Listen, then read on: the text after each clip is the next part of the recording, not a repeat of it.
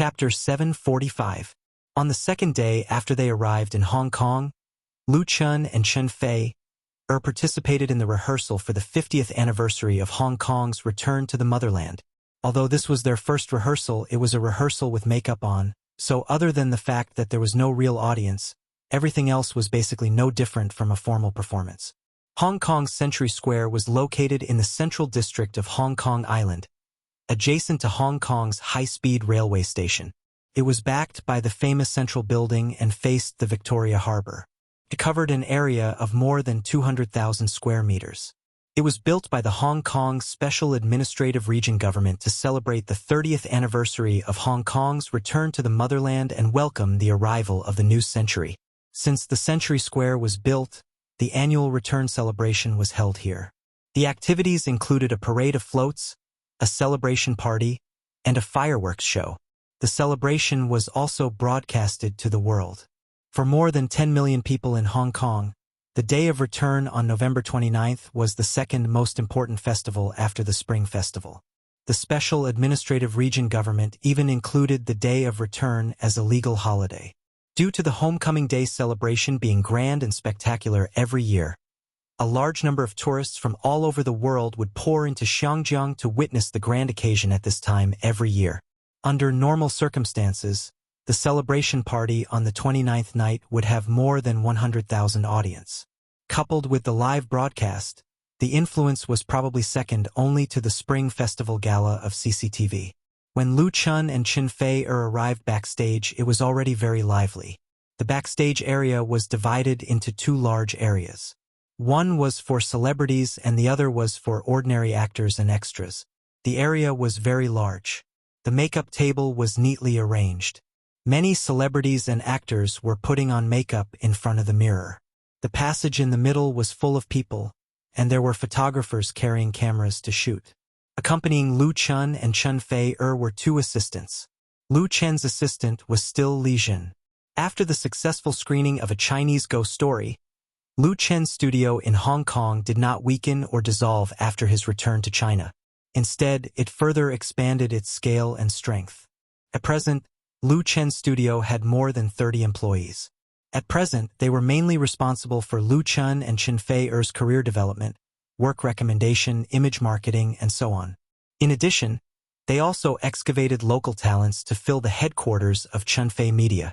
According to Lu Chen's plan, the studio would be upgraded to Chen Fei Media's Hong Kong branch next year and play a more important role, such as promoting his works to the entire Southeast Asia to seek greater influence.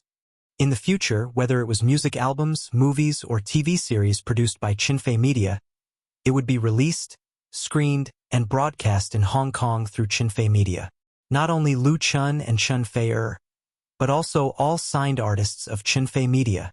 Lu Chun attached great importance to Xiangjiang, an important place for entertainment.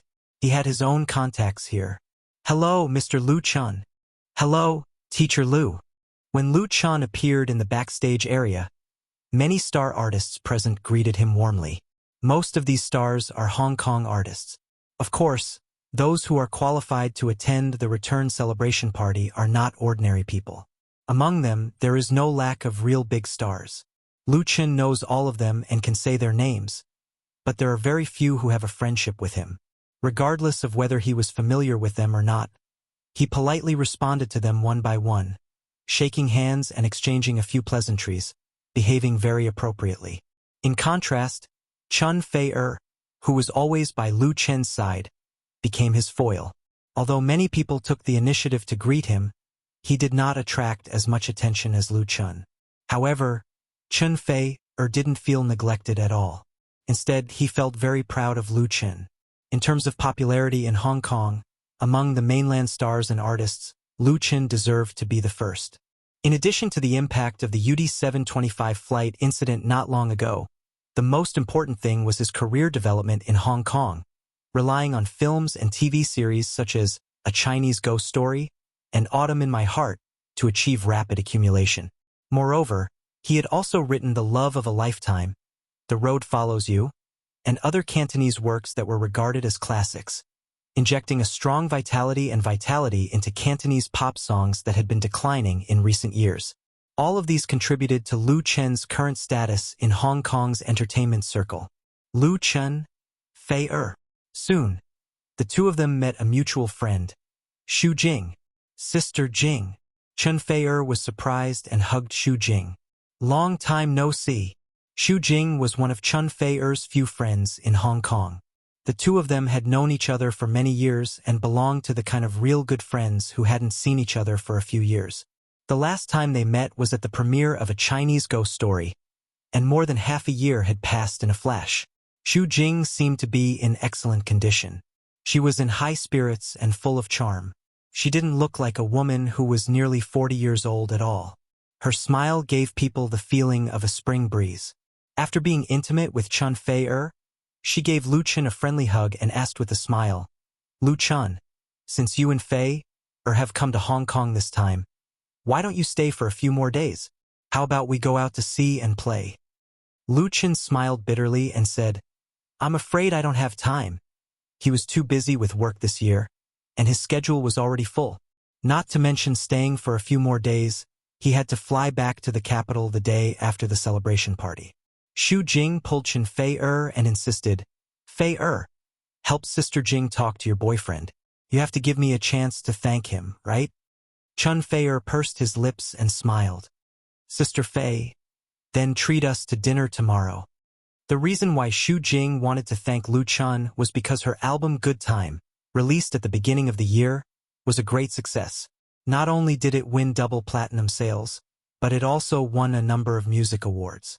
Among them, the title song Summer Wind and the second title song Courage, written by Lu Chen for Good Time, were ranked in the top 3 of the on-demand list for 7 consecutive weeks on Hong Kong's pop radio station. In particular, the song Courage became the best symbol of Xu Jing's comeback in the music industry.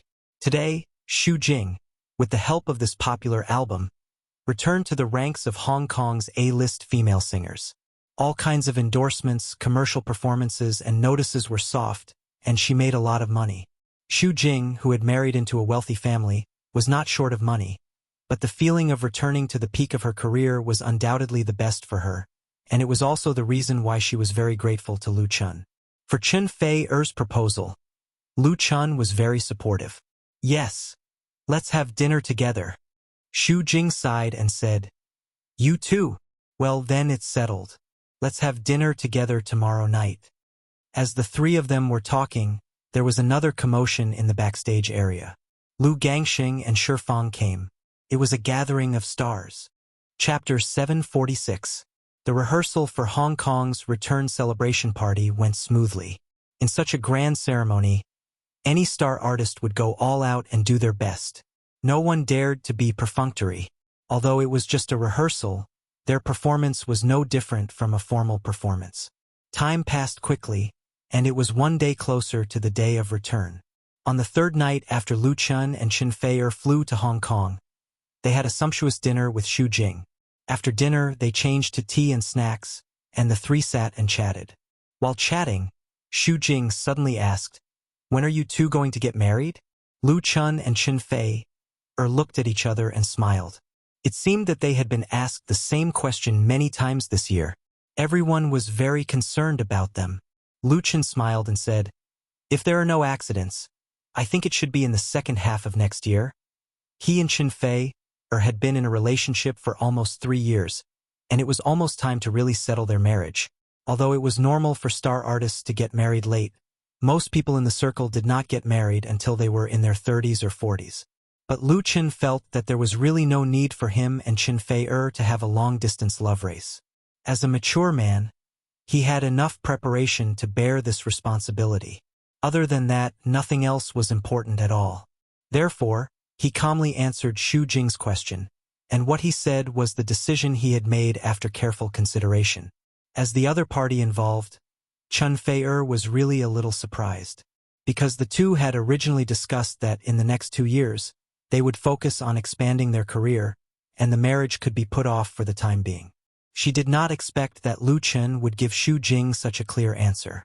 However, although she was surprised, Lu Chen's answer still made her feel very sweet in her heart. She could not help but hold Lu Chen's hand, and her eyes were full of tenderness. She knew that Lu Chun was serious. Congratulations, then. Xu Jing was even more surprised. She just asked casually, and most likely meant it as a joke. She did not expect to get such a big news from Lu Chen's mouth. At the same time, Xu Jing also felt a deep sense of envy, because she could see that Lu Chen's feelings for Chen Feier couldn't be more sincere. In the entertainment industry, where men and women were used to breaking up and reuniting, there were too many cases of flowers blossoming but not bearing fruit, making true love a luxury. It's easy to find priceless treasures, but it's hard to find a lover. Xu Jing couldn't help but ask, "Have you thought about where you're going for your honeymoon?" Lu Chun shook his head. "I haven't thought about it yet. I want to get married with Feier first, and then choose a date to hold the wedding." Xu Jing nodded. "The wedding needs to be well planned. If it's more romantic, we can rent an island in the Aegean Sea." She excitedly chatted with Chen Feier about the wedding. She was really enthusiastic. After Xu Jing cared about their marriage, Chen Feier also cared about her personal life. "Sister Jing, have you ever thought about getting married again? I saw on the news that there are a lot of people chasing after you." Xu Jing and Chen Feier were real best friends, and their relationship was very good. After Xu Jing's marriage failed, Chen Feier flew to Hong Kong to accompany her for a period of time. Now that Xu Jing had successfully got rid of the shadow of the past and returned to the entertainment industry with great success, she naturally became the object of the paparazzi's pursuit. Some time ago, the news of several rich men and male stars pursuing Xu Jing was reported repeatedly. Even Chen Feier, who was far away in the capital, saw related reports on the internet. As a good friend, Chen Feier also hoped that Xu Jing could be happy again. "Me?"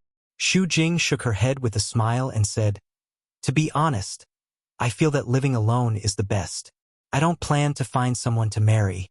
In the future, when I get old, I will adopt a child, and then I will have no regrets in my life." As she spoke, her eyes were very serious. "Sister Jing, do you really plan to be single for the rest of your life?" On the way home, Chen Feier leaned on Lu Chen's arms and asked with blurred eyes, "Will it be very hard?" She had a good chat with Xu Jing that night, and they shared a bottle of red wine. Now that she was drunk, her mood began to become a little depressed, and she sighed for her good friend's rough relationship. Lu Chen hugged her and said, "No, I believe that Sister Jing will find her own happiness." Chen Feier nodded and did not speak again. After a while, the Mercedes-Benz that they were in slowly pulled over. "Are we home?" Chen Feier straightened up, but found that something was wrong. "Hey, why did we stop here?" This was not the shallow bay where they lived, but the bustling Central Avenue, full of luxury shopping malls. "Yes." Lu Chun opened the door and pulled Chen Feier out of the car. "We will stop here."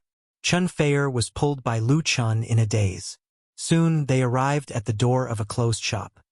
"What are we buying?" Chen Feier was still drunk, and she was completely confused by Lu Chun. "This shop is closed." As soon as she finished speaking, the two glass doors of the shop were pulled open from the inside, and the lights inside and outside were instantly turned on. The soft and bright light dispersed the darkness and shone on the two of them. Chen Feier's eyes lit up, and she saw two beautiful shopping assistants in red standing at the door. They smiled and bowed. "Mr. Lu, Miss Chun, welcome to the Rare Jade House." Chen Feier suddenly woke up. At this time, how could she not understand what was going on? Lu Chun actually arranged a surprise for her without saying a word. The Rare Jade House was a century-old brand in Hong Kong, specializing in jade jewelry. Lu Chun undoubtedly spent a lot of effort to make the Rare Jade House close the shop just to serve her. Most importantly, not long ago, she saw a set of jade jewelry in a magazine advertisement, and she liked it very much. She said that she would go and have a look when she had the chance, and the advertisement was published by the Rare Jade House. At that time, Chen Feier just said it casually, but Lu Chun firmly remembered it in his heart. At this moment, Chen Feier's heart was in a mess of sweetness. She didn't care about the vanity of closing the shop. With her wealth and fame, she could make a reservation by herself. What moved her was Lu Chen's sincerity. If there were not so many shopping assistants in the shop, Chun Fei would have immediately kissed him to express her burning love. Lu Chun held her hand and smiled. Let's take a look at the set of jade jewelry in the advertisement first. I've already asked them to prepare it. There are other things and we can look at them slowly. As long as you like them, you can buy them all. The surrounding shopping assistants all looked at Chun Fei with envy and even jealousy. There were so few men who were handsome, rich, and spoiled their girlfriends. Chapter 747. On November 29th, Hong Kong ushered in the most lively moment. According to the data released by the Xiangjiang Tourism Bureau, there would be more than 500,000 tourists pouring into Xiangjiang on that day, and most of them were here for the Homecoming Day celebration. It was estimated that the number of tourists in Shenzhen, Central Wan, Admiralty, Causeway Bay, North Point, and other areas would definitely exceed 1 million. This brought Xiangjiang a lot of popularity, but it also brought a lot of pressure. In the morning, traffic control was implemented around Century Square. Except for vehicles with special passes, other vehicles were not allowed to go on the road. In addition, the Special Administrative Region government deployed a large number of police forces to ensure safety. Night had just fallen. On both sides of the main road from the upper ring to the north corner, on the high-rise buildings along the road, the festive lights were all lit up. The colorful lights were blurry, making people feel as if they were in a dream world. However, this was only the beginning. At 6:15 p.m., the first lantern float set off from the upper ring road. Under the escort of several police cars, the long floats moved along the main road towards the north corner. These floats were jointly arranged by people from all walks of life in Hong Kong. They combined the essence of Eastern and Western cultures. Some represented traditional Chinese myths and legends, and some represented the classic images of Western fairy tales. In addition to traditional craftsmanship, there were also ingenious designs by modern designers. All of them were magnificent and breathtaking. Tens of thousands of Hong Kong residents and tourists had already been waiting on both sides of the road. When they saw the floats coming, they all let out enthusiastic and loud cheers and exclamations, and took photos one after another. The performers standing on the floats waved to the crowd from time to time, or threw flowers and candy. The entire area surrounding Port Victoria had turned into a sea of joy. At 8:30 in the evening, the Day of Return celebration party in Century Square officially began. Since it coincided with the anniversary celebration, this year's celebration party was particularly grand. Not only were the top stars from the mainland, Hong Kong, and Taiwan invited to participate in the performance, but the number of audience who were able to enter the party to watch the party reached an unprecedented 150,000 people. In addition to the ordinary audience, there were also representatives from the mainland and the Hong Kong government, representatives of foreign institutions in Hong Kong, and representatives from all walks of life in Hong Kong. The level of the standard was no less than that of the Spring Festival Gala. It was definitely unrealistic for so many people to see the performance on the central stage clearly. Therefore, 12 giant screens were set up at the venue and outside the venue. In addition, all the advertising screens in the city, as well as the publicity screens of the subway and bus systems, would be playing the live broadcast simultaneously. In addition, many TV stations, including CCTV, ATV, Hong Kong Satellite TV, and Treasure Island Satellite TV, were present at the party. Bang! Bang! Bang! Bright fireworks bloomed in the sky above Port Victoria, lighting up the night sky and opening the curtain of the party. Accompanied by the passionate music accompaniment, Zhang Yun, Qi Jiahe, Gao Qingfang, and Huang Hao, the four famous star hosts of Hong Kong, stepped onto the stage. Under the spotlight, they respectively expressed their welcome to all the guests and audience in Mandarin, Cantonese, and English. Following that, the first large-scale song and dance performance made its grand entrance. Xiangjiang was a place where people gathered, and it was also the capital of film and television entertainment. Not only were there many people in the entertainment industry, but there were also countless stars and artists. Therefore, the programs presented at the return celebration party were naturally the best of the best. It was said that the organizing committee for the homecoming celebration had specially invited the Spring Festival Gala's set planners and choreographers from Beijing to bring in the Spring Festival Gala's proudest features. Big improvements were made to the gala's level and stage effects. Song and dance, chorus, lion dance, acrobatics. The performances were performed one after another, giving the audience a feast for their eyes. The domestic Central TV Department too broadcast the celebration party in Xinjiang simultaneously, and the exclusive live broadcast right of the domestic network was won by the rich QQ Video, so countless netizens watched the event through QQ Video. Among them, there were a large number of fans of Lu Chun and Chen Feier. As early as half a month ago, Chen Fei Media announced the news on their official V that Lu Chun and Chen Feier had been invited to participate in the celebration party of Xinjiang's return, so the fans knew it early. However, because the content of the program was confidential, no one knew what the two would perform, so they stayed in front of the TV or computer early to watch. Seeing that more than an hour had passed, neither Lu Chun nor Chen Feier had shown up, many fans couldn't help but get anxious and send barrage of complaints. Why hasn't my Chun appeared yet? Oh, I didn't get cheated, did I? Who has the program list? I didn't find it on the internet. I'm so anxious. I shouldn't have been cheated. The news from the official V can't be fake. Let's wait patiently. My Chun and my Feier should be a male and female chorus. I guess it's a new song. QQ Video originally couldn't send barrage of comments, only comments. However, in recent years, with the rapid rise of major live broadcasting platforms, barrage culture has become popular, and QQ Video has increased the barrage function with the times. Because the webcast copyright is monopolized by QQ Video, Whale TV can't broadcast the party. So many Whale TV fans ran to QQ Video and sent barrage all over the sky. Fortunately, everyone's wait didn't last too long. After the end of a dance program, the host Zhang Yun and Qi Jiahe came on stage and announced the name of the next program. The next program is a bit special. Zhang Yun, the host from Xinjiang Satellite TV, first sold a little suspense and said with a smile, "We will see 4 of the top singers and stars, and they are from Xinjiang and mainland with countless fans.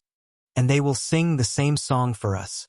Qi Jiahe held up the microphone and said loudly, "First of all, let's welcome the best female singer from mainland, Miss Chen Feier." As soon as his voice fell, a spotlight fell on the corner of the stage, and the live camera followed and froze, allowing Chen Feier, who was dressed up, to appear in front of all the audience. Tonight, Chen Feier was extraordinarily beautiful. The just right makeup added a bit of beauty to her, and a platinum jade necklace and matching earrings hanging around her neck made her look graceful and luxurious. The color of the jade pendant that appeared in the camera picture was extremely pure, thick, bright, and dazzling. It was the top and perfect color, in sharp contrast with Chen Feier's snow-white jade-like skin. This kind of Chen Feier made fans feel a little strange, because no one had ever seen Chen Feier wearing the same jade jewelry, but they were more amazed. Chapter 748. Chen Feier. With the stunning appearance of Chen Feier, there were bursts of cheers inside and outside the Century Square. Many fans shouted her name loudly, like the tide in the Victoria Harbor, surging wave after wave. 2 years ago, although Chen Feier was famous in the mainland and was the queen of the Chinese music industry, she was only a little famous in Hong Kong. Many people recognized her and knew her name, but most of them did not know the achievements and honors she had won. However, the current Chen Feier was not inferior to any Hong Kong female star in the hearts of Hong Kong people. "A Autumn in My Heart" and "A Full House of Romance" allowed countless people in Hong Kong to get to know this woman with a stunning appearance and beautiful smile. Even her Woman Flower album sold very well in Hong Kong, and several songs were sung in the streets and alleys. Therefore, no one felt strange that Chen Feier was invited to the return celebration party, and no one thought that there was anything wrong with the introduction of the host, Zhang Yun. Chen Feier was definitely one of the top female singers in the mainland. Many fans who were familiar with Chen Feier were cheering and applauding, but they also thought that the next one would not be Lu Chun, right? Lu Chen's fame in Hong Kong was even more resounding than that of Chen Feier, not to mention the 2 TV series that set a record in the ratings in Hong Kong. A Chinese ghost story and several classic Cantonese original songs were enough to make people firmly remember this tall, handsome, and talented young artist. And the relationship between Lu Chun and Chen Fei was also a popular story in the entertainment circle that countless people talked about. Zhang Yun, with a smile on her face, continued Qi Jiahe's words and said loudly, "Next, let's welcome the most outstanding young singer of the Chinese pop music industry from the mainland, Mr. Lu Chun." The second beam of light shone down, illuminating a spot a few meters away from Chen Fei. It also illuminated Lu Chen's figure. The combination of a suit, a white shirt, and a black bow tie, the meticulously tailored clothes made Lu Chun, who was 183 meters tall, look unusually tall and handsome. There was a faint smile on his face, and his dark eyes were full of vigor. There was a trace of unruly freedom in his solemn expression. Lu Chun, Lu Chun, Lu Chun. The applause inside and outside the square that had not yet subsided suddenly erupted again. The cheers of the audience became louder and more intense, especially those young female fans, who screamed excitedly. Too cool. Lu Chun rarely wore formal clothes. Usually he dressed casually. He often ran around in jeans and a t-shirt, giving people the feeling that he was the sunshine boy next door. At this time, Lu Chun, who appeared on the stage at this moment, was like a real Prince Charming. His whole body was shrouded in a halo, making him the focus of everyone. However, everyone saw Lu Chun walk towards Chen Fei with ease, and bow to her in a gentlemanly manner and make an invitation gesture to her. Chen Fei smiled sweetly and sent out her slender hand in response. The two of them held hands. This scene fell into the eyes of countless people, and immediately triggered a wave of envy, jealousy, and hatred. Chun finally appeared. So cool. It's better not to come out. As soon as he came up, he flashed the lights. It's going to blind me. They don't forget to show their love at the return celebration party. They're going to kill us single dogs. I seem to see tons of dog food thrown at me. In the live broadcast of QQ video, the audience's complaints made people unable to see the picture at all. If they wanted to continue watching, they could only choose to block it. Otherwise, they could only see a colorful barrage of comments. The number was so large that it made people's hair stand on end. While complaining, many people were also very curious and looking forward to it. Chen Fei and Lu Chun have come out. So who are the other two top singer stars? According to Zhang Yun's hint, the other two should be local artists in Shangjiang. Fortunately, the time of the program was limited, and the two hosts could not keep the audience guessing for too long. The third answer was quickly revealed, Shi Fang. Tonight, Chen Fei was wearing a long white dress, while Shi Fang was wearing a red dress. The heavenly queen of Shangjiang had an irreplaceable position in the minds of Hong Kong people. So the moment she appeared, the atmosphere in Century Square could be described as terrifying. Those sitting in front of the TV and computers watching the live broadcast were very excited. There were 3 top stars in a program, and their importance has already surpassed all the previous programs.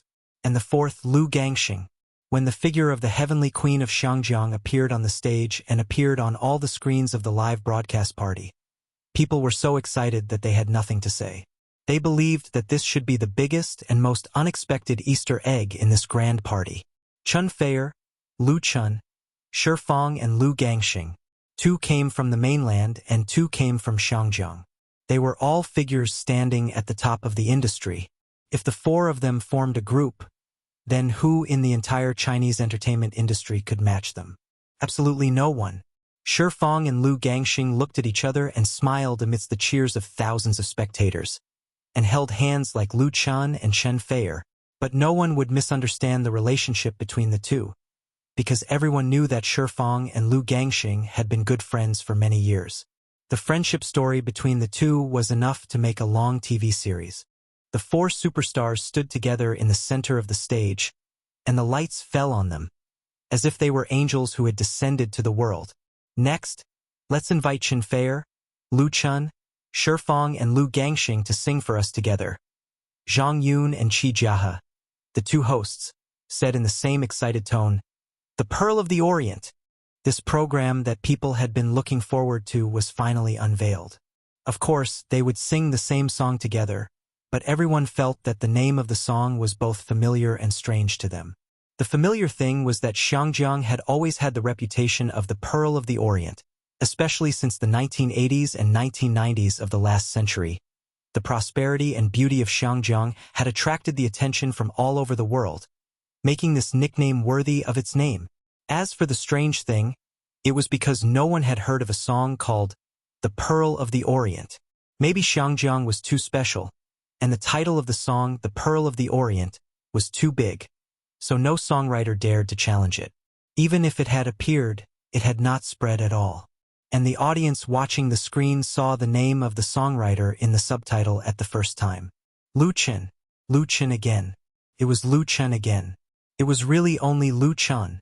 All the accidents had the most reasonable explanation. Chapter 749. The river flows south to Hong Kong. Let's go and have a look. Pearl of the Orient, my love, is your style still romantic? Singing the same song, the two hosts first introduced Chen Feier and Lu Chen from the mainland, and the first to sing was Chen Gangsheng, who was the last to appear on the stage. The most famous superstar of Hong Kong held the microphone. His resolute eyes seemed to look across the Century Square, overlooking the brightly lit Hong Kong, recalling the vicissitudes of hundreds of years it had experienced. He sang the prelude of the song Pearl of the Orient, with a deep voice that countless fans were familiar with. The Century Square, which accommodated more than 100,000 spectators, was silent. Everyone's eyes were focused on the center stage, focusing on the four superstars from the mainland and Hong Kong. They were all attentive, listening attentively. The crescent moon in the harbor, the deep night, the lights shining. Pearl of the Orient, sleepless all night, guarding the promise of the vicissitudes of life. The next to sing was Shifang. Her voice still had the same charm, but it was mixed with strong emotions. That was her deep love for the land of Hong Kong.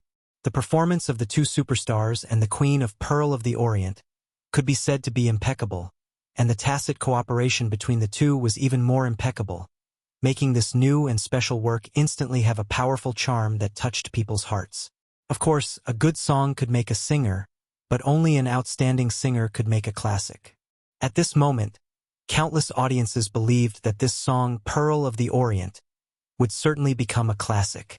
The combination of Chen Gangsheng and Shifang was unparalleled. This also made many fans of Lu Chen and Chen Fei involuntarily sweat. For people, singing the same song was of course a glory, but it also brought great pressure. With Chen Gangsheng and Shifang's performance in front of them, could Lu Chen and Chen Feier show a matching level of strength? Let the sea breeze blow for 5,000 years. Every tear seems to speak of your dignity. After Shifang, Lu Chen very naturally took over the melody that she had just finished and made his own voice, a high-spirited, passionate, and unyielding voice. Let the tides accompany me to bless you. Please don't forget my face that will never turn yellow. In the next moment, Chen Feier finished the first section of The Pearl of the Orient with her heavenly voice. Her smile was bright and brilliant, and her voice was filled with incomparable pride. The boat bends into the harbor. Looking back, the sea is boundless. Pearl of the East, embrace me. Let me warm your desolate chest. The last few lines were sung by the four of them. Their different voices blended together perfectly, singing out their common feelings. As the singing continued, the applause exploded in an instant. Many people were so excited that they stood up and clapped with all their might, paying tribute to the four singers on the stage. They were emotional, moved, and full of admiration. The Pearl of the Orient was undoubtedly a very beautiful lyrical song. It wrote about the vicissitudes of Xiangjiang's 100 years of vicissitudes through a high degree of cultural feelings and a unique perspective. At the same time, it also sang the deep nostalgia of the people of Xiangjiang for their homeland, which was connected by blood to China, with a unique oriental tune, soothing the scars of their homeland's fate. This was also a very positive work. Although Xiangjiang had already returned, after 100 years of vicissitudes of colonization, many people of Xiangjiang still remembered it clearly. Only after losing it would they know what was precious. This song was also expressing the feelings of millions of people of Xinjiang. Xinjiang and the motherland would always be their home. Only home would there be love, only with love would there be warmth, and home would always be their own harbor. The Pearl of the Orient, my love, are you still romantic? With the help of satellite signals, the song was spread all over the motherland and the world. Let all the Chinese who were sitting in front of the TV and computers, and those who were holding tablets or mobile phones to watch the live broadcast of the celebration party, listen to this song. Not far from Century Square, the Victoria Harbor was once again filled with dazzling fireworks. Tonight, Xinjiang was destined to be sleepless. On the second day of the celebration, the front pages of major media in Xinjiang and China were basically occupied by the same news, among which the content related to the celebration party took up a lot of space. This year coincided with the anniversary celebration, so the standard of the celebration party was higher than usual. The number of invited guests, the number of live audiences, the number of participating stars, and even the number of tourists to Hong Kong had all broken the previous record.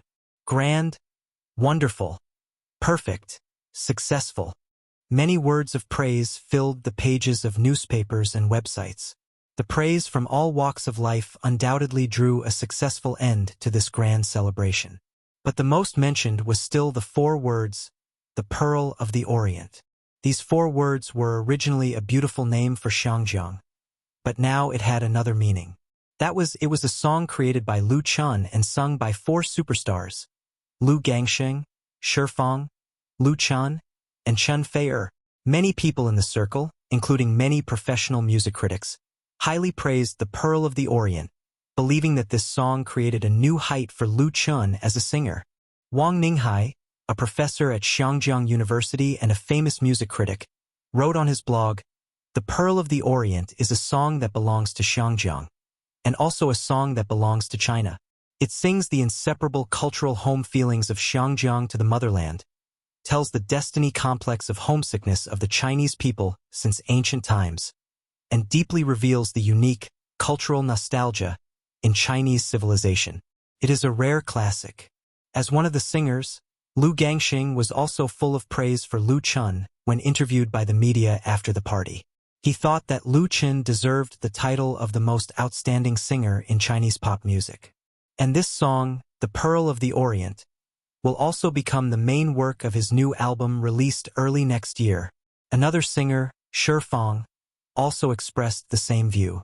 With this song, and through the mouth of Lu Gangsheng, the heavenly king of Xinjiang, and Shifang, Lu Chen's fame and status in the entertainment circle in Xinjiang suddenly jumped to a higher level, and he entered the ranks of the top stars, becoming an existence that everyone paid attention to. As for the domestic market, he was already a hot potato. His popularity was unparalleled. People waving checks and running to Qinfei Media to seek cooperation were simply breaking the threshold. Lu Shi's 3 mobile phones kept ringing all day long. She was simply annoyed to no end. However, Lu Chun and Chen Fei were even more low-key.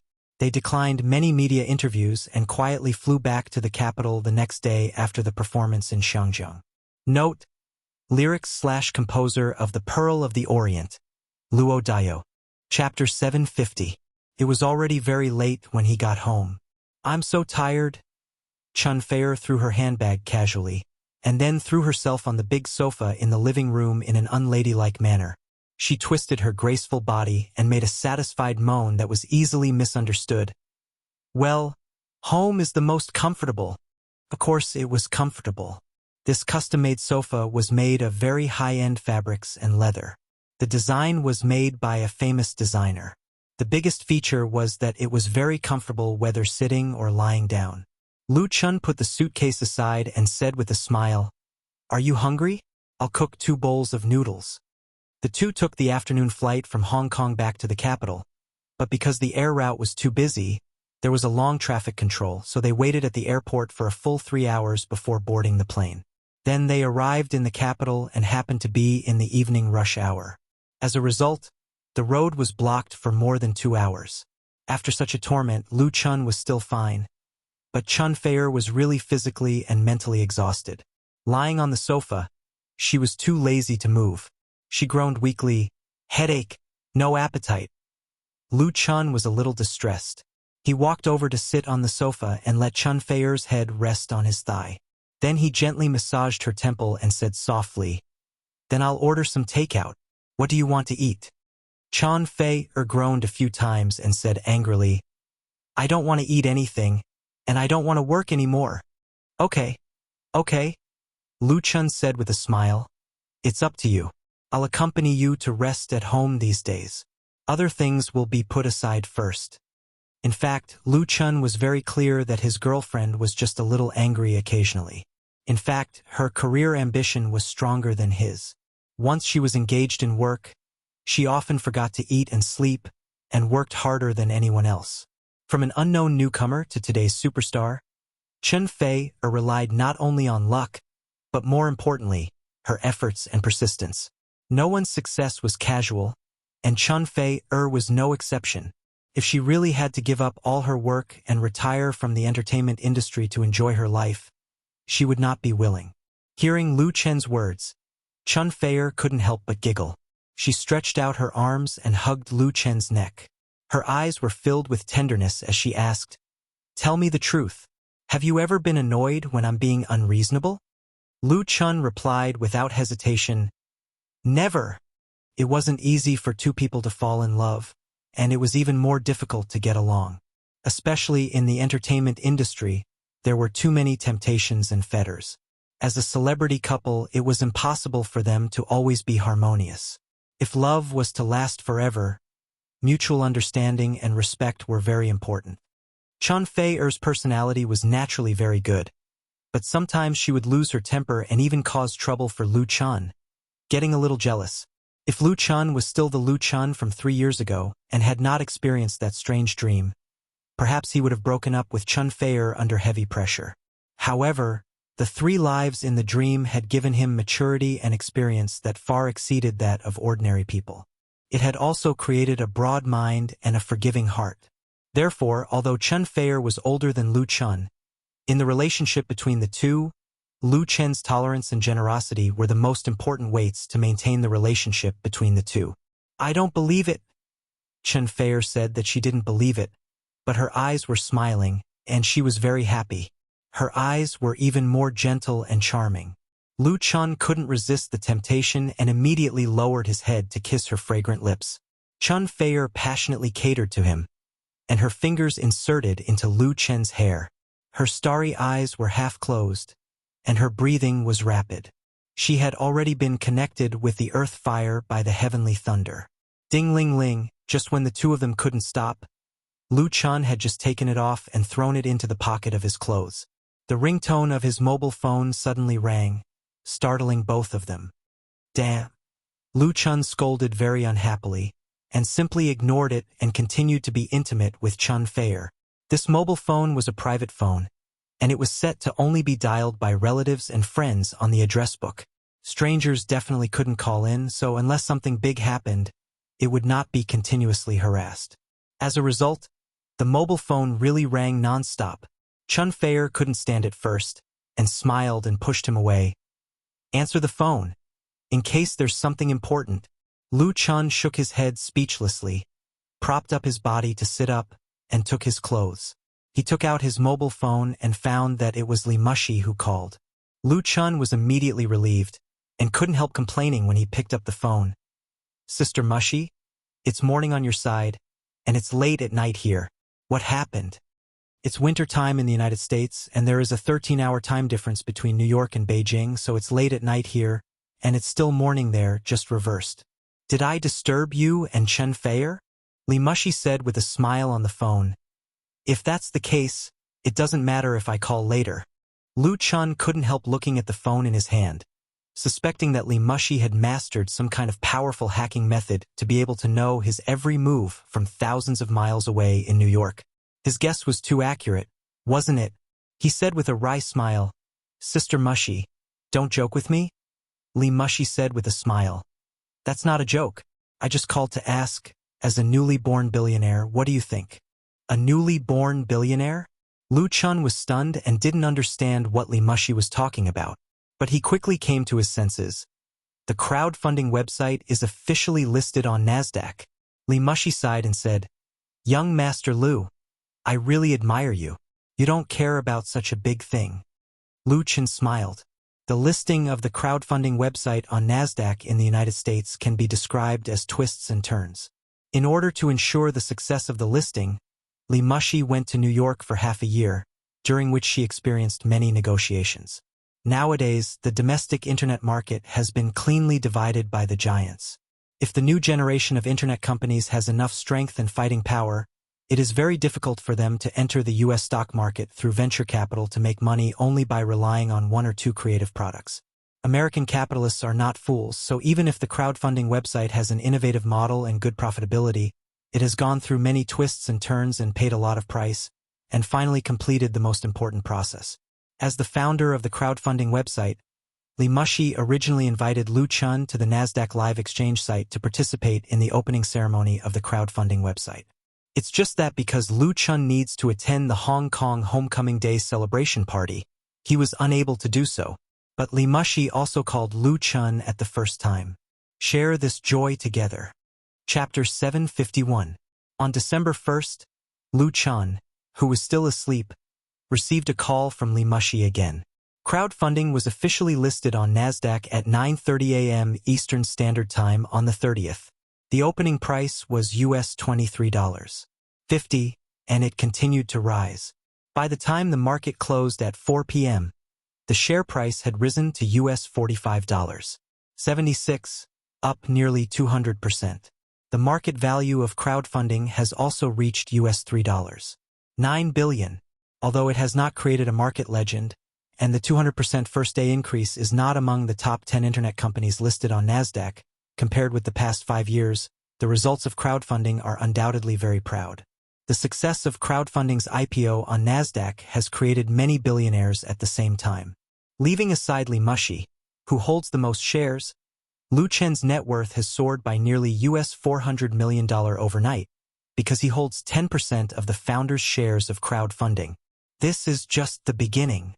Li Mushi said triumphantly on the phone, "Our goal is a share price of US $100 and a market value of US $10 billion. Crowdfunding has such strength." Li Mushi is not so complacent that she gets carried away. Although the online crowdfunding model created by crowdfunding no longer enjoys commercial creative copyright protection, with its innovative model and first-mover advantage, coupled with a large amount of capital investment and market development in the early stage, the market share of crowdfunding is far ahead of the second place in the face of competition from many competitors in the same industry. At present, crowdfunding has a market share of 65% in China and more than 30% in the United States, and it made a profit last year. This year's profit has increased significantly, so the opening price has risen sharply. According to the estimates of professionals, in the next 2 days, the stock price of crowdfunding should have a certain growth. If the same performance growth can continue next year, then breaking through the market value of US $10 billion is really not a dream. Congratulations, Sister Mushi, Lu Chen said with a smile. The richest woman in the world. Li Mushi said, "What kind of richest woman am I? There are many women richer than me in China." Lu Chen quibbled. "I'm talking about those under the age of 30. Li Mushi currently holds 37.5% of crowdfunding's shares. Even according to the market value on the first day, she has a net worth of nearly US $1.5 billion. Among the richest women in China under the age of 30, she is really qualified to be the richest woman in China." "I don't count as someone under 30. Li Mushi corrected him again very seriously. "I know 2 people who are worth more than that, but if they can reach a market value of 10 billion, that's basically enough." Lu Chen smiled and said, "Sister Mushi, I believe you can do it." Li Mushi's efforts are inseparable from the crowdfunding website's success today. In order to get the crowdfunding website listed on NASDAQ, she devoted all her time to her work. She didn't fall in love or go shopping and often forgot to eat and sleep. This was the reward she deserved. Lu Chen chatted with Li Mushi for a while longer before hanging up. When he put down the phone, he looked at the time. It was 5:17 in the morning, and the sun was not up yet. That's $400 million worth of assets? It felt like a dream. Lu Chen leaned against the headboard. His mind was very clear and he couldn't fall asleep anymore. Who called? Chun Feier woke up in a daze. She opened her sleepy eyes and asked, "What time is it?" She twisted her head, and the quilt covering her body slipped down. Unconsciously, her spring scenery was exposed. Lu Chun helped her cover the quilt again and said, "It's Sister Mushy's phone call. Nasdaq has just closed, and the market value of the crowdfunding website has almost reached 4 billion. Ah! Chun Feier was taken aback and completely sobered up. $4 billion. Lu Chun gave an affirmative answer. Yes. Chun Feier couldn't help but widen her eyes. Didn't you earn $400 million? Lu Chun said with a smile. It's only a little more, and Sister Mushy said it will rise again. Really? Chun Feier was speechless. She has been in the business for more than 10 years, working hard to make money by singing, and then investing all the hard-earned money in real estate. At present, her accumulated net worth is only about 1 billion yuan. Lu Chen just started a website and then sold most of his shares. In the end, the remaining shares were worth billions. It was really embarrassing. Chun Feier reached out and pinched Lu Chen. It's so unfair. I won't work in the future. You support me. Lu Chen smiled and hugged her. I can't ask for more. In the future, you can drink 2 bowls of soybean milk.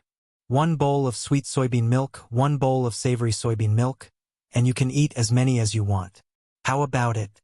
Chun Feier giggled and said, I don't want to drink soybean milk and eat fried dough sticks. Lu Chun pressed her under his body, kissed her face and said vaguely, then change to tofu pudding. Buy 2 bowls, drink 1 bowl and pour 1 bowl. Don't. Being tossed and turned by the waves, the morning suddenly became charming. It was the beginning of a new day. Friday, December 1st, tomorrow was a weekend. The pace of people going to work became particularly brisk. Office workers took the subway or bus early to go to work. The city's traffic became busy again. In the crowded carriages, urban head-down people holding mobile phones could be seen everywhere. Then many fans of Lu Chun saw Lu Chen's name in the headlines of the economic and financial sections of major portals. The $400 million in bold and black was particularly eye-catching. The crowdfunding website was successfully listed on Nasdaq, and the star founder's net worth increased by more than $400 million. Total net worth exceeds 5 billion, revealing the history of the richest star Lu Chun. The rise of a miracle. The Waves blog has exploded, and all kinds of congratulatory and envious comments, like a tide, poured into Lu Chen's blog. Many people in the circle have Lu Chun to express their congratulations. It is not news for stars to participate in listed companies, especially big artists.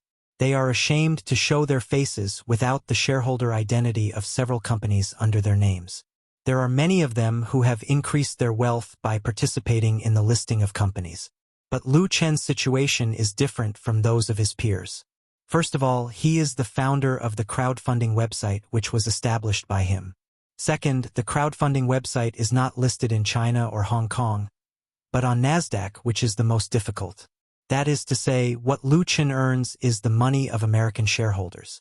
This achievement alone is enough to make many entrepreneurial rookies in the business and internet circles feel ashamed. Although Lu Chen basically withdrew from the management of the crowdfunding website after transferring most of his shares, the successful listing of the crowdfunding website still gave him a golden halo. Chapter 752. In the era of the surge of the internet, Nasdaq has created countless myths. Many innovative new internet companies can easily create a market value of more than a dozen or even billions or tens of billions of dollars by burning money. Wealthy venture capitalists rush to the market, waving their checks to make the market hotter and hotter. After promoting the listing of the companies they invested in, they made a lot of money. After selling the shares to ordinary investors at a high price, they proudly wiped their mouths and left. However, as the waves receded, it was clear who was swimming naked. The 2 far-reaching stock disasters have deeply educated shareholders and small and medium investors. The previous set of tricks that worked 100 times a day has long been untenable on Nasdaq. This has also led to the lower and lower probability of new domestic internet companies going public in the United States, and they can only seek to survive in Hong Kong or the mainland growth enterprise market. In such a realistic context, the completion of the IPO of the online crowdfunding on Nasdaq, and the share price rose by nearly 100% on the first day. In the eyes of many people in the industry, it is really a small miracle. As a star shareholder and founder of the online crowdfunding, Lu Chen has undoubtedly received too much attention, so that many people have ignored the real promoter and contributor to the listing of the online crowdfunding on Nasdaq. On December 2nd, the online crowdfunding stock price continued to rise, breaking through US $50, and the market value of Lu Chen's shares really exceeded US $400 million and went straight to US $500 million. The news from the other side of the ocean was passed back to China, and the enthusiasm of public opinion increased. China Financial News, which can be called the flagship level in the domestic financial and economic circle, analyzed the successful experience of the online crowdfunding on its front-page headlines, believing that the innovative internet model still has great potential. Although the main market is divided by several internet giants, small and medium enterprises still have the possibility of breaking out of the encirclement. Compared with those less professional media, China Financial News has undoubtedly paid more attention to Li Mushi, the head of the online crowdfunding, than to Lu Chen, and has praised the young CEO. But in the same way, China Financial News has also affirmed Lu Chen's genius mind. Unlike the professional media, ordinary media and the vast number of netizens are staring at Lu Chen. While praising and envying him, there have also been some discordant comments on the blog network. Some people said that Lu Chen has now easily earned 2 or 3 billion. Should he take out some money to do good things? As a result, he was immediately scolded by others. Among the celebrities in the domestic entertainment industry, there weren't many that could surpass Lu Chen in terms of donations.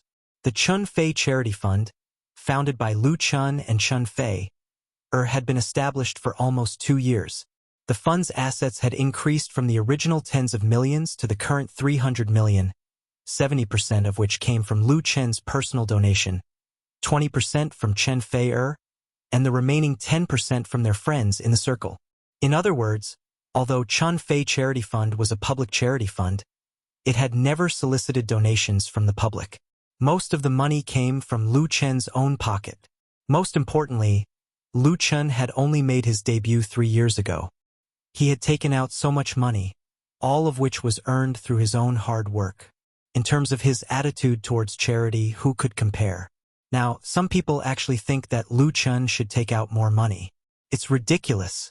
In this world, there are many people who hate the rich, but in fact, most of the rich hate those who are rich and heartless, not those who rely on hard work and talent to get rich.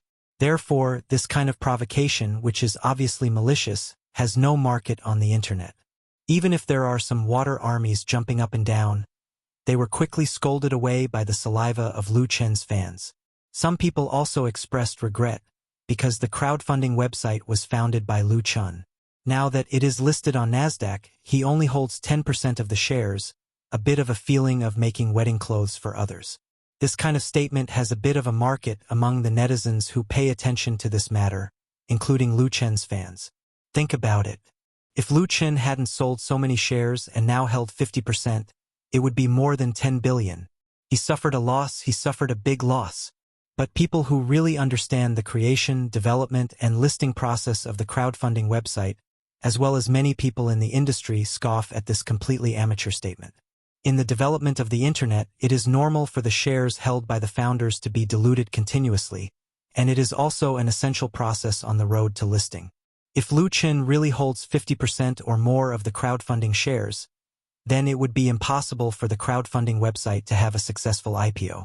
Most importantly, the core of Lu Chen's career has always been in the entertainment industry. When he established the crowdfunding website, it was more of a playful investment nature. It is already commendable to retain 10% of the shares. Therefore, Lu Chen did not suffer a loss at all. It should be said that his original investment has received a 100-fold return. Public opinion was turbulent, and Lu Chen was once again pushed to the forefront of the storm. Lu Chen, on the other hand, has remained silent about this. He did not even update his own blog. He declined interviews from many heavyweight media and spent all his time on work. The shooting of You from the Star was officially completed. The post-production, dubbing, soundtrack, and other work had made him so busy that he couldn't breathe. How could he care about the right and wrong of the outside world? It was not a good thing to be in the limelight too much, and it was necessary to cool it down appropriately. However, what he didn't expect was that an American media rushed to join in the fun at this time. On December 4th, the United States Time magazine launched its latest issue, and the cover was impressively Lu Chun. It once again caused a sensation in China. This was the first time that this famous magazine, which has a wide influence in the world, published a photo of a Chinese star on the cover. In the past, for star artists in China, including Hong Kong and Taiwan, have appeared on the cover of Time magazine, but without exception, they were on the cover of the Asian edition. Therefore, Lu Chun was the first to receive such treatment. In the cover introduction of Time, the world-renowned magazine praised Lu Chun's talents and achievements in Chinese pop music, film and television, reviewed the incident of the UD-725 flight that caused a sensation in the United States, and even specifically mentioned Lu Chun's song Lethier Go. Then, it elaborated on Lu Chun's relationship with the crowdfunding website that has just been listed on NASDAQ, and talked about Lu Chun's contribution to charity. At the end of the article, the editor of Time called Lu Chun an outstanding representative of the younger generation of Asia and a leading figure of the new generation of the Chinese entertainment industry. Chapter 753. Brother Lu, you're really awesome now. Liao Jia's hoarse voice came from the phone, and the rock and roll brother shouted, "Treat! It's a must!" Lu Chun said with a smile, "No problem. You decide the time and place and I'll pay for it." In fact, he had dinner with Liao Jia in Hong Kong a few days ago, because the latter also participated in the return celebration party, but the meal was treated by Chun Gangsheng. This time, Liao Jia called to ask Lu Chun to treat him, because he was on the cover of the United States Time Weekly. This honor is unique in the entertainment industry. In the nearly 100 years since the establishment of the United States Time Weekly, only 11 people from China have been on the cover. All of them are prominent figures who have had a profound impact on the world's politics and economic pattern, or have made indelible contributions. Lu Chun is the only star artist. The shock caused by this incident in China was much greater than the successful listing of the crowdfunding website he founded on NASDAQ. Even national television media broadcast related news, which can be said to be a special honor. The last person from China to be on the cover of the United States Time Weekly was 10 years ago. If the listing of online crowdfunding means profit, then the cover of Time Weekly undoubtedly represents fame. Lu Chun's name once again appeared in the headlines of major media, making it impossible for him to keep a low profile. The direct impact of this is that his blog fans have increased by more than 10 million again, and are about to break through 100 million. As an artist in the entertainment industry, Lu Chun's popularity has really stood at the peak. Compared with other big stars, what he lacks is nothing more than a thick enough foundation and a golden prize. In fact, Lu Chun's foundation has gradually accumulated to a considerable height with the fanatical ratings of You from the Star and the upcoming movie, The Smiling, Proud, and Proud Wanderer. As for the prize, according to Lu Chun's fans, he no longer needs to use the prize to prove himself. After ending the call with Liao Jia, Lu Chun's black Mercedes-Benz stopped steadily at the door of the headquarters of Chunfei Media. This guy, he still talks so much nonsense. Chunfeier, who was sitting next to Lu Chun, was very dissatisfied.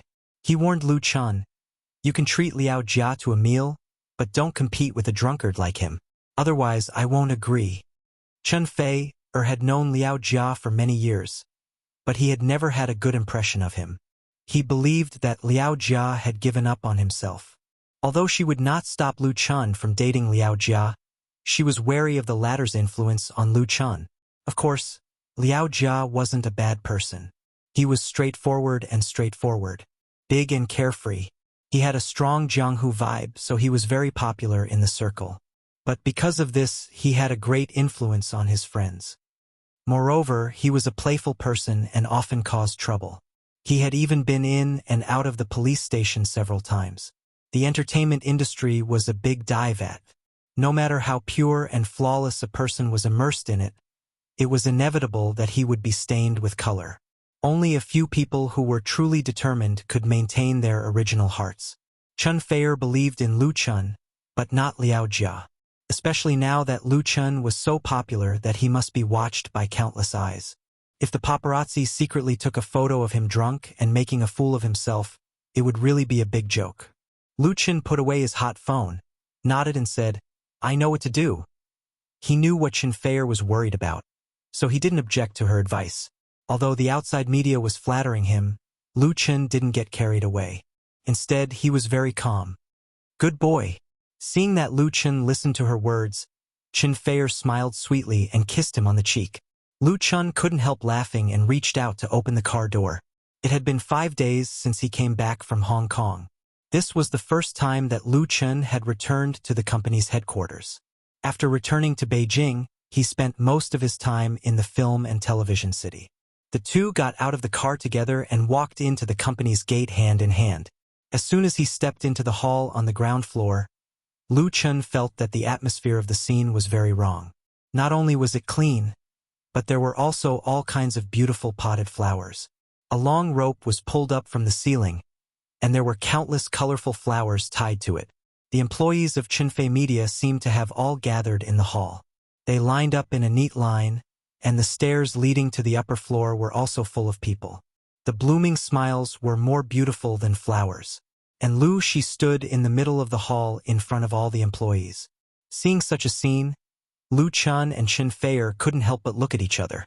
Lu Chun couldn't help but ask, "Sister, what are you doing?" She smiled slightly and suddenly clapped her hands. This was undoubtedly a signal. As her applause sounded, everyone in the hall applauded in unison. Bang! Bang! Bang! Several employees standing in the crowd unscrewed the ribbon nozzle, and ribbons were instantly shot into the air and then sprinkled down, making the atmosphere more warm and festive. As a member of Chun Fei Media, everyone was really proud.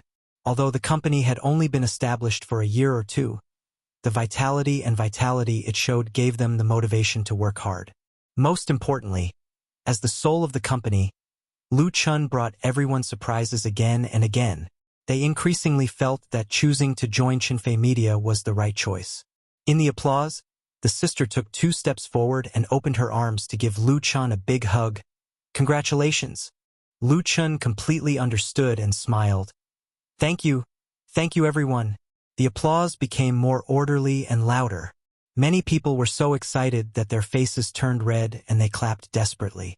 Holding Lu Chun, she suddenly found that her brother had really grown up. Not only was he a lot taller than her, but his physique was also far stronger than before, and he was already soaring in the sky like an eagle. In fact, she should have discovered it long ago, but now she really woke up. In addition to joy and relief, there was also a trace of disappointment in her heart. Where did time go? In the blink of an eye, 20 years quietly passed, and Lu Chun was no longer the little boy who followed her and shouted, "Sister, sister," and asked for hugs with a runny nose. Looking at the sister and brother who were hugging each other in front of her, Chun Fei felt that her eyes were astringent, and something was about to flow out with a little sadness. Once upon a time, she also had such warm family affection, but things have changed. She let go of Lu Chun, smiled at Chun Fei, and then said, "Let's go. There are guests upstairs." Lu Chun nodded, took Chun Fei's hand again, and followed Shi upstairs. Today, he came to the company because there were several very important guests who needed him to come in person. These guests were from Korea. Chapter 754. Chun Fei Media's VIP room was renovated 2 months ago. She hired a famous Beijing designer to design it in a very pure Chinese style. It was normally only used to receive true VIPs.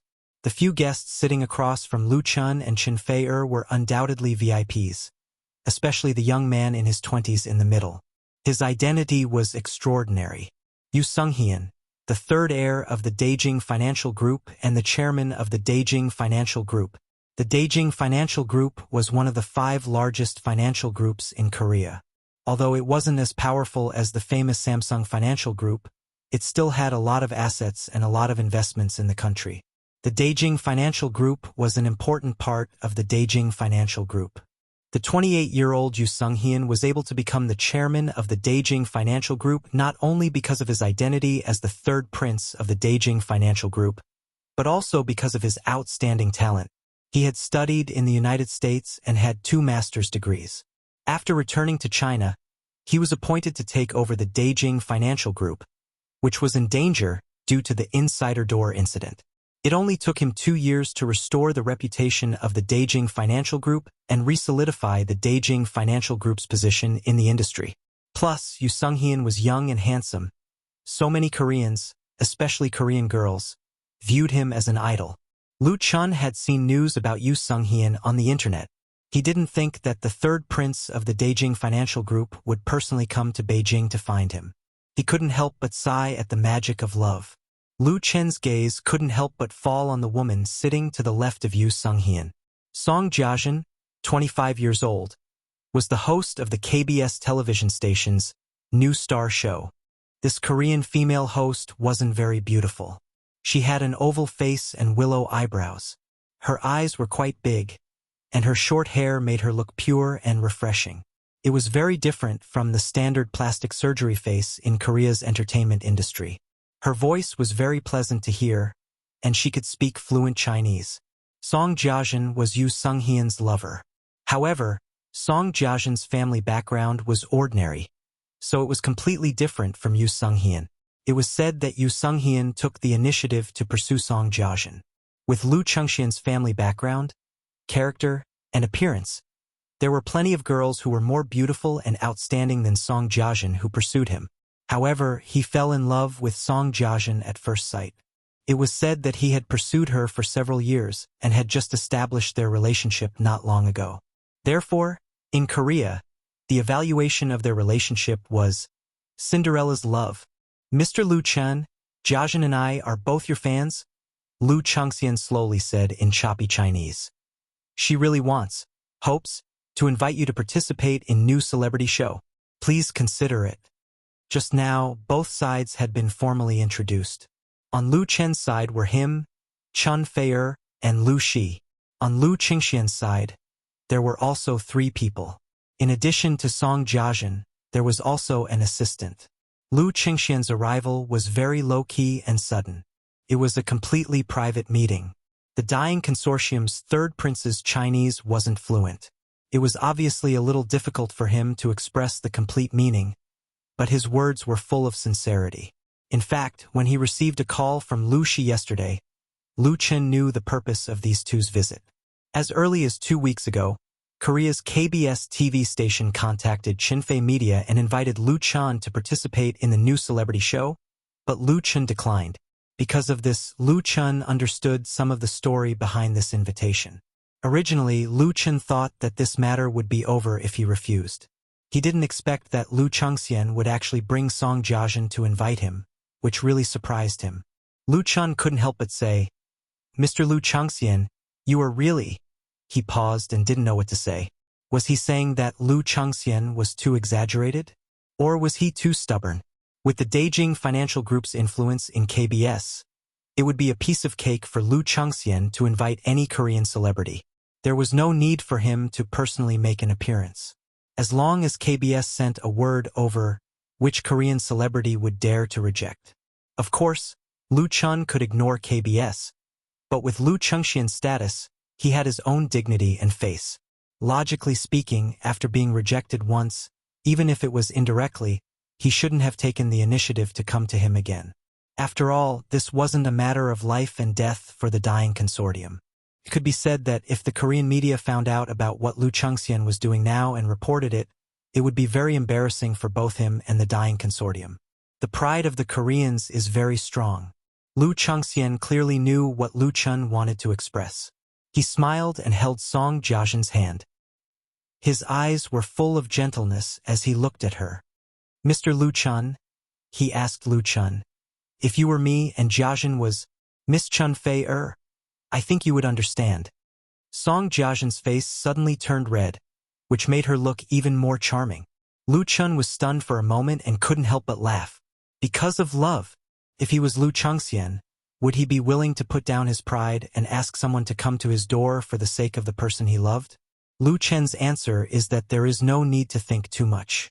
Chun Fei-er, whose name was called, also smiled. She looked at Lu Changxian with admiration. Chun Fei-er wasn't interested in Lu Changxian's identity as the dying consortium's successor, but his infatuation with Song Jiajin moved her.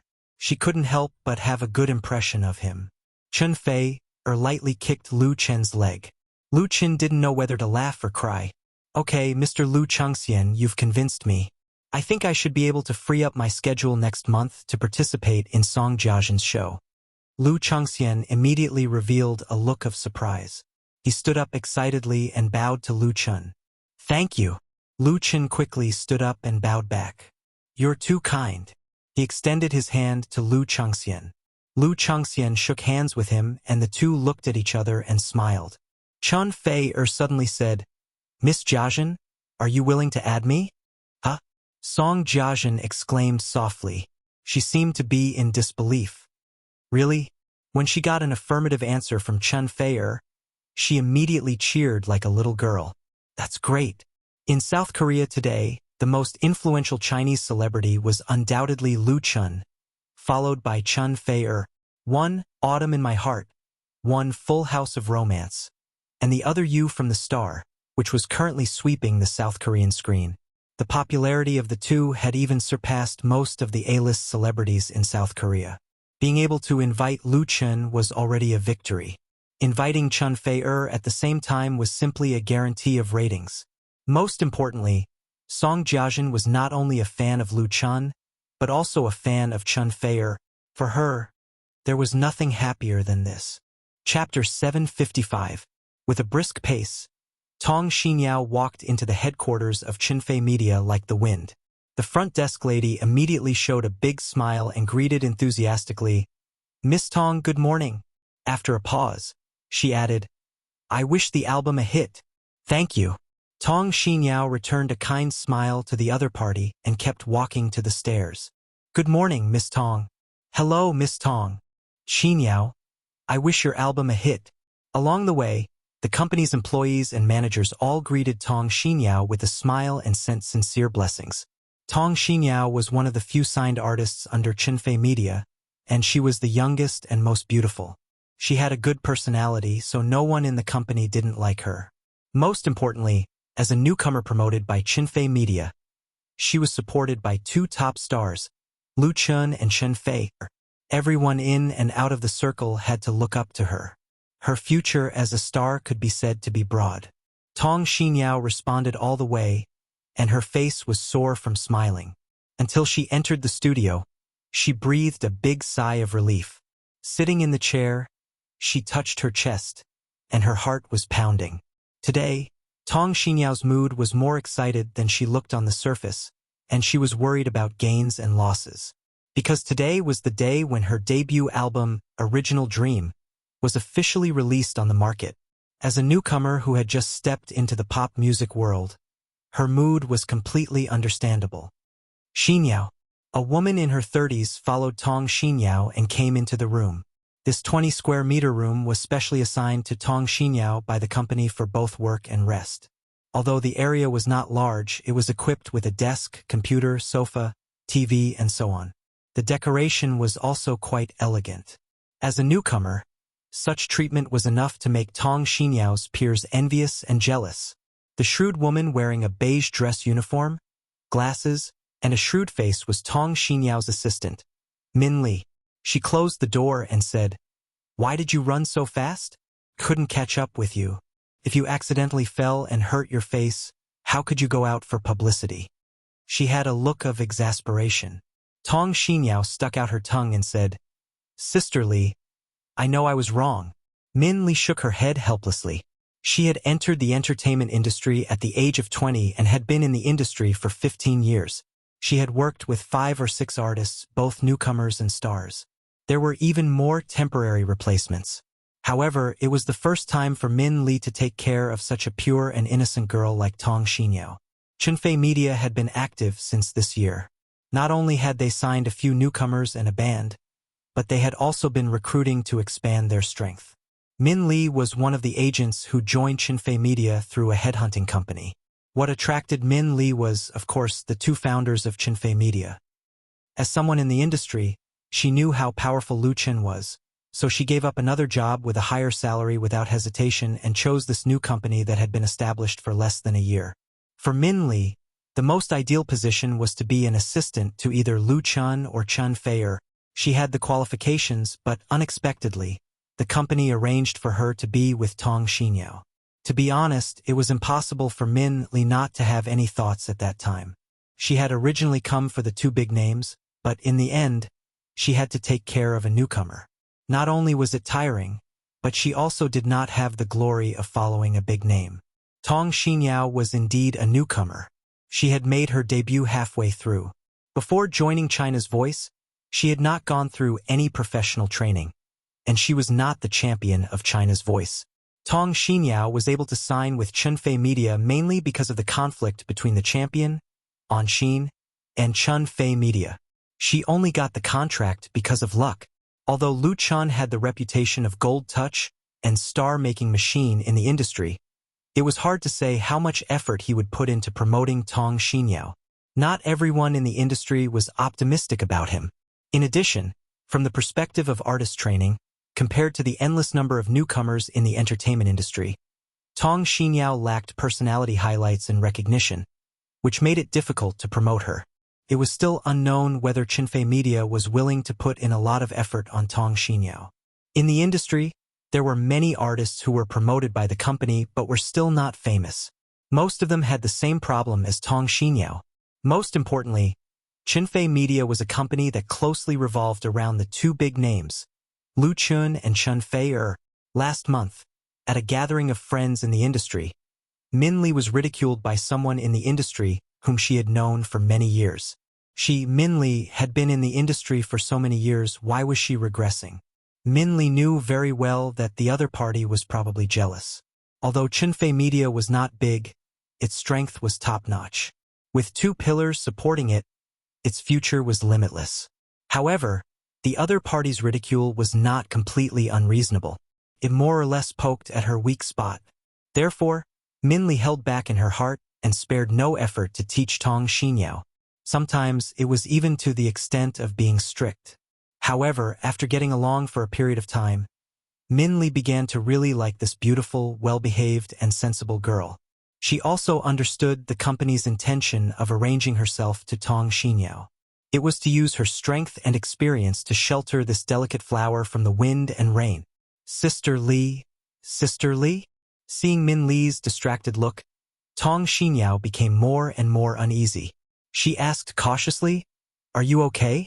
I really know that I was wrong." Min Lee suddenly woke up and laughed. "It's okay. You didn't make any big mistakes. Be careful in the future."